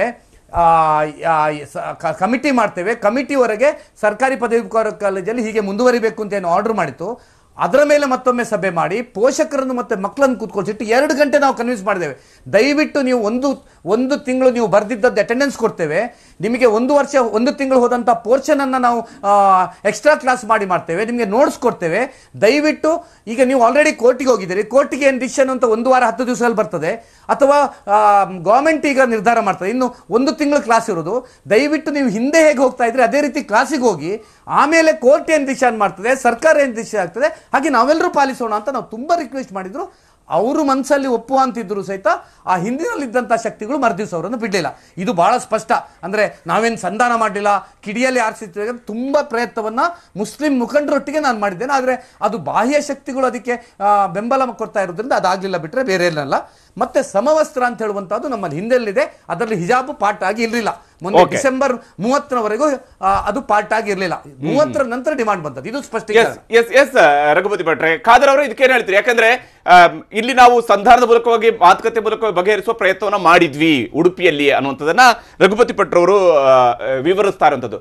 ಆದ್ರೆ ಕುಂದಾಪುರದ ಸರ್ಕಾರಿ ಪದವಿ ಪೂರ್ವ ಕಾಲೇಜಿನಲ್ಲಿ ಶುರುವಾಗಿರುವಂತಹ ಮತ್ತೊಂದು ಹೊಸ ವಿವಾದ, ಬಗ್ಗೆ ಮಾತ್ರ ಮಾಡ್ತಾರೆ. 75 ಮಕ್ಕಳು ಬೇರೆ ಕ್ಲಾಸ್ ಅಲ್ಲಿ ಇದ್ದಾರಲ್ಲ ಅವ್ರ ಬಗ್ಗೆ ಯಾರು ಮಾತಾಡಲ್ಲ. ಎಸ್ ಎಸ್ ಖಾದರ್ ಅವರೇ, 6 ಮಕ್ಕಳ ಬಗ್ಗೆ ಮಾತಾಡ್ತೀರಿ, 75 ವಿದ್ಯಾರ್ಥಿಗಳಲ್ಲಿ ಕ್ಲಾಸ್ ಕಂಟಿನ್ಯೂ ಆಗ್ತಿದೆ. ನೋಡಿ ಉಡುಪಿಗೆ ಸಂಬಂಧ ಮಕ್ಕಳು ಪಾಠ ಕಲಿತಾ ಇದ್ದಾರೆ, ಅವ್ರ ಬಗ್ಗೆ ಯಾರು ಮಾತಾಡ್ತಾ ಇಲ್ಲ. ಸಂಬಂಧಪಟ್ಟಾಗೆ ಅದು ಈಗಾಗಲೇ ಕೋರ್ಟ್ ಅಲ್ಲಿ ಇದೆ.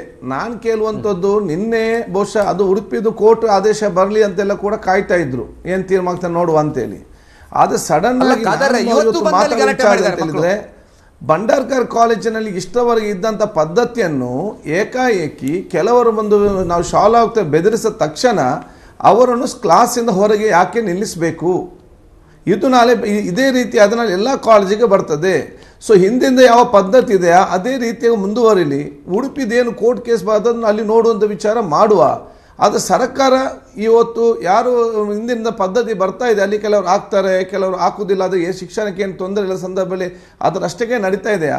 ಅಲ್ಲಿ ಸಡನ್ 4-5 ಜನ ಹೋಗುದು, ಪ್ರಿನ್ಸಿಪಲ್ ಬೆದರಿಸುವುದು, ಮ್ಯಾನೇಜ್ಮೆಂಟ್ ಬೆದರಿಸುವುದು, ಅವರು ಇಷ್ಟು ವರ್ಷ ಹಾಕೊಂಡು ಬಂದ ಸಡನ್ ಹಾಕಬೇಡಿ ಅಂತ ಹೇಳುದು, ಈ ಒಂದು ಸಮಸ್ಯೆಯನ್ನು ಯಾಕೆ ತರ್ತಾರೆ?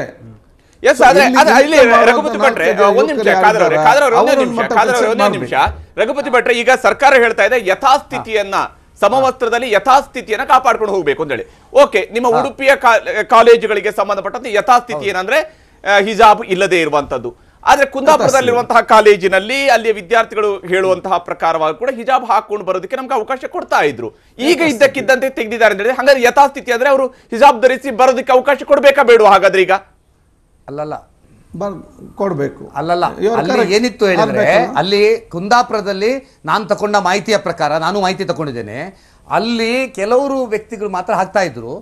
ಈಗ ಈ ಇಶ್ಯೂ ಆದ್ಮೇಲೆ ಎಲ್ಲಾ ಸಾಮೂಹಿಕವಾಗಿ ಹಾಕ್ಲಿಕ್ಕೆ ಶುರು ಮಾಡಿದ್ರು. ಆಗ ಅದಕ್ಕೆ ಪ್ರತಿರೋಧ ಆಯ್ತು. ಅದೇ ಹಿಂದಿನ ಹಾಗೆ ಅಷ್ಟೇ ಮಾತ್ರ ಇರ್ತಿದೆ. ಸಣ್ಣ ಮಟ್ಟ ಹಾಕಿದ್ರೇನು, 10 ಜನ ಹಾಕಿದ್ರೇನು ಇವರೇ, ಇಲ್ಲಿ ಅದಕ್ಕೆ ಸಂಖ್ಯೆ ಏನು ಸಮಸ್ಯೆ ಅಲ್ಲ. ನೋಡಿ, ಇದು ಇಲ್ಲಿ ಉಡುಪಿಯಲ್ಲಿ ಪ್ರಾರಂಭ ಆದ್ದು, ಅದಕ್ಕೆ ಅಲ್ಲಿ ಆಕ್ಷನ್ಗೆ ಪ್ರತಿ ಆಕ್ಷನ್ ಆದ್ದು. ಅದು ಆಗಬಾರ್ದಿತ್ತು. ನಾನು ಅದನ್ನು ಸಮರ್ಥನೆ ಮಾಡ್ತಾ ಇಲ್ಲ. ನೀವು ಅಲ್ಲಿ ಕೇಸರಿ ಶಾಲೆ ಹಾಕಿ ಅದಕ್ಕೆ ಪ್ರತಿರೋಧ ಮಾಡಿದ್ದು ಸಮರ್ಥನೆ ಅಂತ ಹೇಳುವಂತದ್ದಲ್ಲ. ಯಾವಾಗಲೂ ಗೊತ್ತಿದೆ, ಒಂದು ಭಾವನೆಗಳಿಗೆ ಧಕ್ಕೆ ಆದಾಗ ಅವ್ರು ಎದ್ರು, ಅದಾಗ್ಲಿಕ್ಕೆ ಬಿಡಬಾರ್ದಿತ್ತು ಅಷ್ಟೇ. ಅಂದ್ರೆ ಶುರುವಿಂದ ಇದನ್ನ ಅವರು ಕ್ಲೋಸ್ ಮಾಡಬೇಕಿತ್ತು. ಆದರೆ ನಾನು ತಗೊಂಡ ಮಾಹಿತಿಯ ಪ್ರಕಾರ ಅಲ್ಲಿಯೂ ಪೂರ್ತಿ ಹಿಜಾಬ್ ಹಾಕುವಂಥದ್ದು ಇರಲಿಲ್ಲ. ಆದರೆ ಕುಂದಾಪುರದಲ್ಲಿ ಒಂದು ಸರ್ಕಾರಿ ಕಾಲೇಜಲ್ಲಿ ಇರಲಿಲ್ಲ, ಅವರು ಸ್ಟಾರ್ಟ್ ಮಾಡಿದ್ರು. ಅದರ ಗಾಳಿ ಆಚೆ ಅಲ್ಲಿ ನಮ್ಮ ಕಾಲೇಜ್ನಾಗೆ ಯೂನಿಫಾರ್ಮ್ ಇತ್ತು, ಹಿಜಾಬ್ ಹಾಕ್ತಿರ್ಲಿಲ್ಲ, ಮೊನ್ನೆಯಿಂದ ಹಾಕ್ಲಿಕ್ಕೆ ಶುರು ಮಾಡಿದ್ರು, ಅಲ್ಲಿ ಗಲಾಟೆ ಆಯಿತು. ಅದನ್ನು ನೋಡಿ ಭಂಡಾರ್ಕರಲ್ಲಿ ಮತ್ತೆ ಪ್ರಾರಂಭ ಮಾಡಿದ್ರು. ಅಂದ್ರೆ ಇದು ಹಾಗೆ ಕಿಡಿ ಒಮ್ಮೆ ಇದ್ರೆ ಇದನ್ನು ತಣಿಸೋದು ಕಷ್ಟ ಇದೆ. ಈ ಕಿಡಿ ಹತ್ತಿಸಿದವರು ಇದನ್ನ ಯೋಚನೆ ಮಾಡಬೇಕಿತ್ತು, ಹಾಕಿದಾಗ ಎಷ್ಟು ಸಮಸ್ಯೆ ಆಗ್ತದೆ ಅಂತ. ರಘುಪತಿ ಭಟ್ರೆ, ಇಲ್ಲಿ ಮುಸ್ಲಿಂ ಸಂಘಟನೆಗಳು ಮಾತ್ರ ಆದರೆ ಕಾಂಗ್ರೆಸ್ ಕೂಡ ಇದರ ಹಿನ್ನೆಲೆಯಲ್ಲಿ ಇದ್ದಾರೆ ಅನ್ನೋದ್ರ ಬಗ್ಗೆ ಸುನಿಲ್ ಕುಮಾರ್ ಅವರು, ದಕ್ಷಿಣ ಕನ್ನಡದ ಉಸ್ತುವಾರಿ ಸಚಿವರು ಹೇಳಿದ್ದಾರೆ. ಇದರಲ್ಲಿ ಕಾಂಗ್ರೆಸ್ನವರು ಕೂಡ ಇದರ ಹಿನ್ನೆಲೆಯಲ್ಲಿ ಇದ್ದಾರೆ ಅನ್ನೋಂಥದ್ದು ಈಗ ಗೊತ್ತಾಗ್ತಾ ಇದೆ, ನೀವೆಲ್ಲರೂ ಕೂಡ ಮಾತಾಡ್ತಾ ಇರುವಂತಹ ರೀತಿಯನ್ನು ಗಮನಿಸಿದಾಗ ಅನ್ನುವಂತ ಒಂದು ವಿಚಾರವನ್ನ ಹೇಳಿದ್ದಾರೆ. ನೋಡಿ, ಈಗ ನಾವು ಸರ್ಕಾರದ ತಪ್ಪನ್ನು ತೋರಿಸಿದಾಗ ಈ ಅಧಿಕಾರದಲ್ಲಿಂತ ಮಂತ್ರಿಗಳು ಸಡನ್ ಆಗಿ ಟೆನ್ಷನ್ ಆಗೋದು ಸ್ವಾಭಾವಿಕ. ಆ ಟೆನ್ಷನ್ ಅವರು ಮಾತಾಡಿರಬೇಕು. ನಾವು ಈಗ ಫಸ್ಟ್ ಹೇಳಿದ್ದೇವೆ, ನಮಗೆ ಸೌಹಾರ್ದತೆ ಮಕ್ಕಳ ಶಿಕ್ಷಣ ಮುಖ್ಯ. ಅದಿಲ್ಲಿ ಪ್ರಶ್ನೆ ಅಂತ ಹೇಳಿದೆ, ಇದ್ದಂಥ ಒಂದು ಪದ್ಧತಿಯನ್ನು ಸಡನ್ ಆಗಿ ನಿಲ್ಲಿಸೋದು ಸರಿಯಲ್ಲ. ಎರಡನೇದು, ಮುಂಚೆ 10 ಜನ ಹಾಕಿದ್ರು, ಈಗ 20 ಜನ ಹಾಕಿ. ಈ 10-20 ವ್ಯತ್ಯಾಸ ಏನಿದೆ? ಎಜುಕೇಷನ್ ಅನ್ನೋದು ಪ್ರಾಬ್ಲಮ್ ಉಂಟಾ? ಶಾಲೆ ಶಿಕ್ಷಕನ ಪ್ರಾಬ್ಲಮ್ 10 ಜನ ಕೊಡ್ತಿದ್ರಂತೆ, 20 ಜನಕ್ಕೆ ಯಾಕೆ ಕೊಡುದಿಲ್ಲ? ಈ ಸಣ್ಣ ವಿಚಾರ ಎಲ್ಲ ಕೂತ್ಕೊಂಡು ಬಗೆಹರಿಸಬೇಕಂತ ನಾನು ಹೇಳುವಂಥದ್ದು. ಇಲ್ಲಿ ಪರಸ್ಪರ ಎಲ್ಲರ ಜವಾಬ್ದಾರಿ ಇದೆ, ಎಲ್ಲರಿಗೆ ಜವಾಬ್ದಾರಿ ಇದೆ. ನಾವು ಬಹುಶಃ ಇವತ್ತು ಉತ್ತಮವಾದ ಸಿಸ್ಟಮ್ ತರಲಿಕ್ಕೆ ನಾವೆಲ್ಲ ಒಟ್ಟಾಗಿ ತರುವಂಥ ಅವಕಾಶ ಆಗಬೇಕು. ನಾನು ಮತ್ತೆ ಒಂದು ಭಂಡಾರ್ಕರ್ ಕಾಲೇಜಿನಲ್ಲಿ ಹಿಂದಿನ ಪದ್ಧತಿಯನ್ನು ಸ್ಟಾಪ್ ಮಾಡೋದು ಸರಿಯಲ್ಲ. ಕುಂದಾಪುರದ PU ಬೋರ್ಡ್ ಕಾಲೇಜಿನ 10 ಜನ ಹಾಕಿದ್ದಾರೆ, ಆಗ ತೊಂದರೆ ಇಲ್ಲ. ಈಗ 20 ಜನ ಹಾಕಿದ್ದಾರೆ, ಆಗ ತೊಂದರೆ. ಅದು ಯಾಕೆ ನೀವು 10-20 ಯಾಕೆ ನೀವು ಲೆಕ್ಕ ಇಡ್ತೀರಿ? ಕೊಡದ ಎಲ್ಲ ಅದಕ್ಕೇನು ಪ್ರಾಬ್ಲಮ್ ಬರೋದಾದ್ರೆ ಹೇಳಿ. ನಿಮ್ಮ ಉಡುಪಿದೀಗ ಕೋರ್ಟಲ್ಲಿದೆ, ಕೋರ್ಟ್ ತೀರ್ಮಾನ ಆಗಲಿ. ಅದರ ಬಗ್ಗೆ ಹಿಂದೆ ನಾವು ಹೇಳಿದ್ದೇವೆ, ಅದರ ಬಗ್ಗೆ ತಂದೆ ತಾಯಿಯಂದರು ಮ್ಯಾನೇಜ್ಮೆಂಟ್ ಮುಗಿಸಬೇಕು, ಕಟ್ಟೋದು ಹೆತ್ತವರ ಬಗ್ಗೆ ಮಾತಾಡಬೇಕು ಅಂತ ಹೇಳಿ. ನಿಜ ಖಾದರ್ ಅವರೇ. ಆದ್ರೆ ರವಿ ಅವರೇ, ಇಲ್ಲಿಗ ಯಥಾಸ್ಥಿತಿಯನ್ನ ಕಾಪಾಡ್ಕೊಂಡು ಹೋಗಿ ಅಂತೇಳಿ ಸರ್ಕಾರ ಹೇಳುತ್ತೆ. ಯಥಾಸ್ಥಿತಿ ಅಂದ್ರೆ ಹೇಗೆ? ಈಗ ಯಥಾಸ್ಥಿತಿ ಅಂತ ಹೇಳಿದ್ರೆ, ಇಲ್ಲಿ ತನಕ ಯಾವ ರೀತಿ ಯೂನಿಫಾರ್ಮ್ ಏನಾದರೂ ಇವ್ರಿಗೆ ಹಿಜಾಬ್ ಧರಿಸ್ಕೊಂಡು ಬರ್ತಾ ಇದ್ರೆ ಅದನ್ನ ಕಂಟಿನ್ಯೂ ಮಾಡ್ಬೇಕಾಗ್ತದೆ. ಸರ್ಕಾರದ ಯಥಾಸ್ಥಿತಿಯ ಪ್ರಕಾರ ಹಿಜಾಬ್ ಇಲ್ಲ, ಸಮವಸ್ತ್ರ ಮಾತ್ರ ಅಂತ. ಸಮವಸ್ತ್ರದಲ್ಲೇ ಇವೆಲ್ಲವೂ ಕೂಡ, ಸಮವಸ್ತ್ರ ಅಂದ್ಮೇಲೆ ಅಲ್ಲಿ ಹಿಜಾಬ್ಗೆ ಅವಕಾಶ ಇಲ್ಲ ಅಂತ ಹೇಳಿ ಸರ್ಕಾರ ಅದನ್ನು ವ್ಯಾಖ್ಯಾನ ಮಾಡಿಕೊಂಡು, ಒಂದು ವೇಳೆ ಪಿಟಿಷನರ್ಸ್ ಈ ಹಿಂದೆ ನಾವು ಇದೇ ಹಿಜಾಬ್ ಧರಿಸ್ಕೊಂಡು ಬರ್ತಾ ಇದ್ವಿ, ಇದ್ದಕ್ಕಿದ್ದ ಹಾಗೆ ಇವಾಗ ನಿಲ್ಸಿದ್ದಾರೆ ಅನ್ನತಕ್ಕಂಥದ್ದನ್ನ ಕೋರ್ಟ್ಗೆ ಮನವರಿಕೆ ಮಾಡಿದ ಪಕ್ಷದಲ್ಲಿ ಯಥಾಸ್ಥಿತಿ ಅಂತ ಹೇಳಿದ್ರೆ ಈ ಹಿಂದೆ ನಾವು ಧರಿಸ್ಕೊಂಡು ಹೋಗ್ತಾ ಇದ್ವಿ, ಈಗ ಅನ್ನೆಸೆಸರಿ ನಿಲ್ಸಿದ್ದಾರೆ ಅಂತ ಹೇಳಿದ್ರೆ, ಅಂದ್ರೆ ಹಿಂದೆ ಹೇಗಿತ್ತೋ ಅದೇ ರೀತಿ ಕಂಟಿನ್ಯೂ ಆಗಬೇಕು ಅಂತ ಅರ್ಥ. ಇನ್ನೊಂದು ಸಂಗತಿಯನ್ನ ಅವರು ಮೊನ್ನೆ ರಿಟ್ ಪಿಟಿಷನ್ ಅನ್ನ ಫೈಲ್ ಮಾಡುವಂತ ಸಂದರ್ಭದಲ್ಲಿ ಅದರಲ್ಲಿ ಉಲ್ಲೇಖ ಮಾಡಿರೋ ಒಂದು ಸಂಗತಿ ಅಂದ್ರೆ ವೇರಿಂಗ್ ಅ ಹಿಜಾಬ್ is a fundamental right guaranteed under the article 14 and 25 of the constitution of India ಅನ್ನುವಂತ ಅವ್ರು ಹೇಳಿದ್ದಾರೆ. ಅದು ಎಷ್ಟು ಸ್ಟ್ಯಾಂಡ್ ಆಗುವಂತ ಗ್ರೌಂಡ್ ಆಗಿರ್ಬೋದು? ಆರ್ಟಿಕಲ್ 25 ನಲ್ಲಿ ಈ ರಿಲಿಜಿಯಸ್ ರೈಟ್ಸ್ ಅಬ್ಸಲ್ಯೂಟ್ ರೈಟ್ ಇದೆ. ಅಬ್ಸಲ್ಯೂಟ್ ರೈಟ್ ಅಲ್ಲ, ಇದು ರಿಲೇಟಿವ್ ರೈಟ್ ಅಂತ ಹೇಳಿದ್ರೆ ಈ ಆರ್ಟಿಕಲ್ 25 ನಲ್ಲಿ ಇರ್ತಕ್ಕಂಥ religious rights it is relative ಅಂತ ಹೇಳಿದ್ರೆ it is subject to the public order. ಈಗ ಸರ್ಕಾರ ಏನಾದರೂ ಇದನ್ನ ರೆಸ್ಟ್ರಿಕ್ಷನ್ ಮಾಡಬೇಕು ಅನ್ನೋದಿದ್ರೆ ಸರ್ಕಾರಕ್ಕೆ ಅವಕಾಶ ಇದೆ. ಹಾಗಾಗಿ ಇದು ಅಬ್ಸಲ್ಯೂಟ್ ರೈಟ್ ಅಲ್ಲ. ಆರ್ಟಿಕಲ್ 25 ನಲ್ಲಿ ಇದು ಫಂಡಮೆಂಟಲ್ ರೈಟ್ ಆದ್ರೂ ಸಹ it is subject to the restriction to be made by the government. ಹಾಗಾಗಿ it is not an absolute right. ಈ ಹಿಂದೆ ಒಂದು ಕೇರಳ ಹೈಕೋರ್ಟ್ ನಲ್ಲಿ ಕೆಲವು 2 ಮ್ಯಾಟರ್ಸ್ಗಳು ಇದೇ ರೀತಿ ಆರ್ಟಿಕಲ್ 25 ಆದ್ಮೇಲೆ 2016 ನಲ್ಲಿ ಒಂದು ರಿಟ್ ಪಿಟಿಷನ್ ಬಂದಿತ್ತು.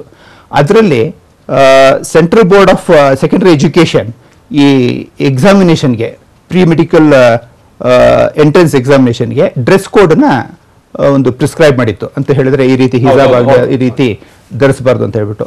ಆವಾಗ ಒಂದು ಹುಡುಗಿ ಒಂದು ರಿಟ್ ಪಿಟಿಷನ್ ಅಂತ ಒಂದು ಅಮ್ತ್ ಬಿನ್ ಬಸೀರ್ ಅಂಡ್ ಅನದರ್ ಒಂದು ರಿಟ್ ಪಿಟಿಷನ್ ಹಾಕಿದ್ರು ಆ ಒಂದು ಇದನ್ನ ಚಾಲೆಂಜ್ ಮಾಡಿ ಹಿಜಾಬ್ ಧರಿಸಬಾರ್ದು ಅಂತ ಹೇಳ್ಬಿಟ್ಟು. ಆವಾಗ ಕೇರಳ ಹೈಕೋರ್ಟ್ 2016 ಇಸ್ವಿನಲ್ಲಿ ಈ ಹಿಜಾಬ್ ಧರಿಸೋದು it is one of the practices of ಇದು religious practice of Muslim and such a restriction should not be there ಅಂತ ಹೇಳ್ಬಿಟ್ಟು ಒಂದು ರೂಲಿಂಗ್ ಕೊಟ್ಟಿದೆ. ತದನಂತರ ಅದೇ ಜಸ್ಟಿಸ್ ಮೊಹಮ್ಮದ್ ಮುಸ್ತಾಕ್ ಅಂತ ಹೇಳ್ಬಿಟ್ಟು 2019 ಇಸ್ವಿನಲ್ಲಿ ಇನ್ನೊಂದು ಜಡ್ಜ್ಮೆಂಟ್ ಬಂತು. ಅದರಲ್ಲಿ ಇನ್ಸ್ಟಿಟ್ಯೂಷನ್ ರೆಸ್ಟ್ರಿಕ್ಟ್ ಇದು ಯೂನಿಫಾರ್ಮ್ ನ ಧರಿಸಲೇಬೇಕು ಅಂತ ಬಿಟ್ಟು ಒಂದು ಪ್ರೈವೇಟ್ ಇನ್ಸ್ಟಿಟ್ಯೂಷನ್ ರೆಸ್ಟ್ರಿಕ್ಷನ್ ಮಾಡಿದ್ರೆ ಅದನ್ನ ಚಾಲೆಂಜ್ ಮಾಡಿದಾಗ ಅಲ್ಲಿ 2 ವಿಷಯ ತಗೊಳ್ತಾರೆ. ಒಂದು the larger interest and the individual interest.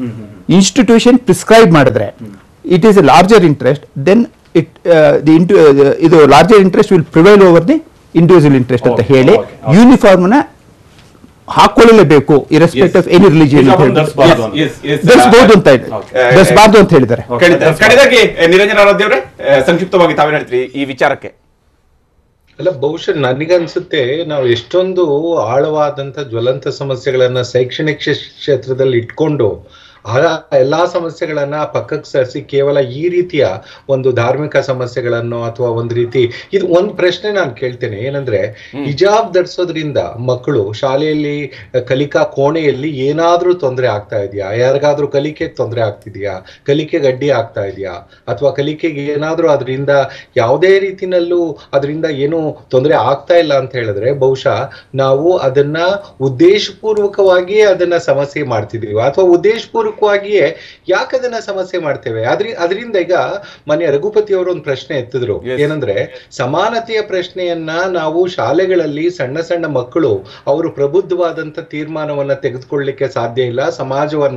ಸಮಾಜದಲ್ಲಿರ್ತಕ್ಕಂಥ ತಾರತಮ್ಯ ಅಸಮಾನತೆಯನ್ನ ಅವ್ರು ಅರ್ಥ ಮಾಡ್ಕೊಳಕ್ ಆಗಲ್ಲ. ಆ ಸಂದರ್ಭದಲ್ಲಿ ನಾವು ಖಂಡಿತ ಒಂದು ಸಮವಸ್ತ್ರವನ್ನ ಧರಿಸ್ತಕ್ಕಂಥದ್ದನ್ನ ಒಂದು ಕಡ್ಡಾಯ ಮಾಡ್ತೀವಿ. ಯಾಕೆಂದ್ರೆ ಆ ಮಕ್ಕಳ ಪ್ರಬುದ್ಧತೆ ಅಷ್ಟು ಮಾತ್ರ ಇರುತ್ತೆ. ಮಕ್ಕಳು ಒಂದು ಪ್ರಬುದ್ಧ ವಯಸ್ಸಿಗೆ ಬಂದ ಮೇಲೆ ಆ ಮಕ್ಕಳು ಒಂದು ಈ ದೇಶದ ನಾಗರಿಕರಾದ್ಮೇಲೆ ಈಗ ಒಂದು ಹೆಣ್ಣು ಮಗು ನಾನು ನನ್ನ ಮುಖವನ್ನ ಅಂದ್ರೆ ಸಂಪೂರ್ಣ ಅಲ್ಲ, ನಾನು ಎಷ್ಟು ಬೇಕೋ ಅಷ್ಟನ್ನ ಇಟ್ಕೊಂಡು ನಾನು ಕವರ್ ಮಾಡ್ತೇನೆ, ದಟ್ ಈಸ್ ಮೈ ಮಾಡೆಸ್ಟಿ ಅಂತ ಒಂದು ಹೆಣ್ಮಗಳು ಹೇಳಿದ್ರೆ ಅದನ್ನ ನಾವು ಯಾಕೆ ಪ್ರಶ್ನೆ ಮಾಡ್ತೇವೆ? ಅದರಿಂದ ಏನ್ ತೊಂದರೆ ಆಯ್ತು? ಅದರಿಂದ ಯಾವ ರೀತಿಯ ಒಂದು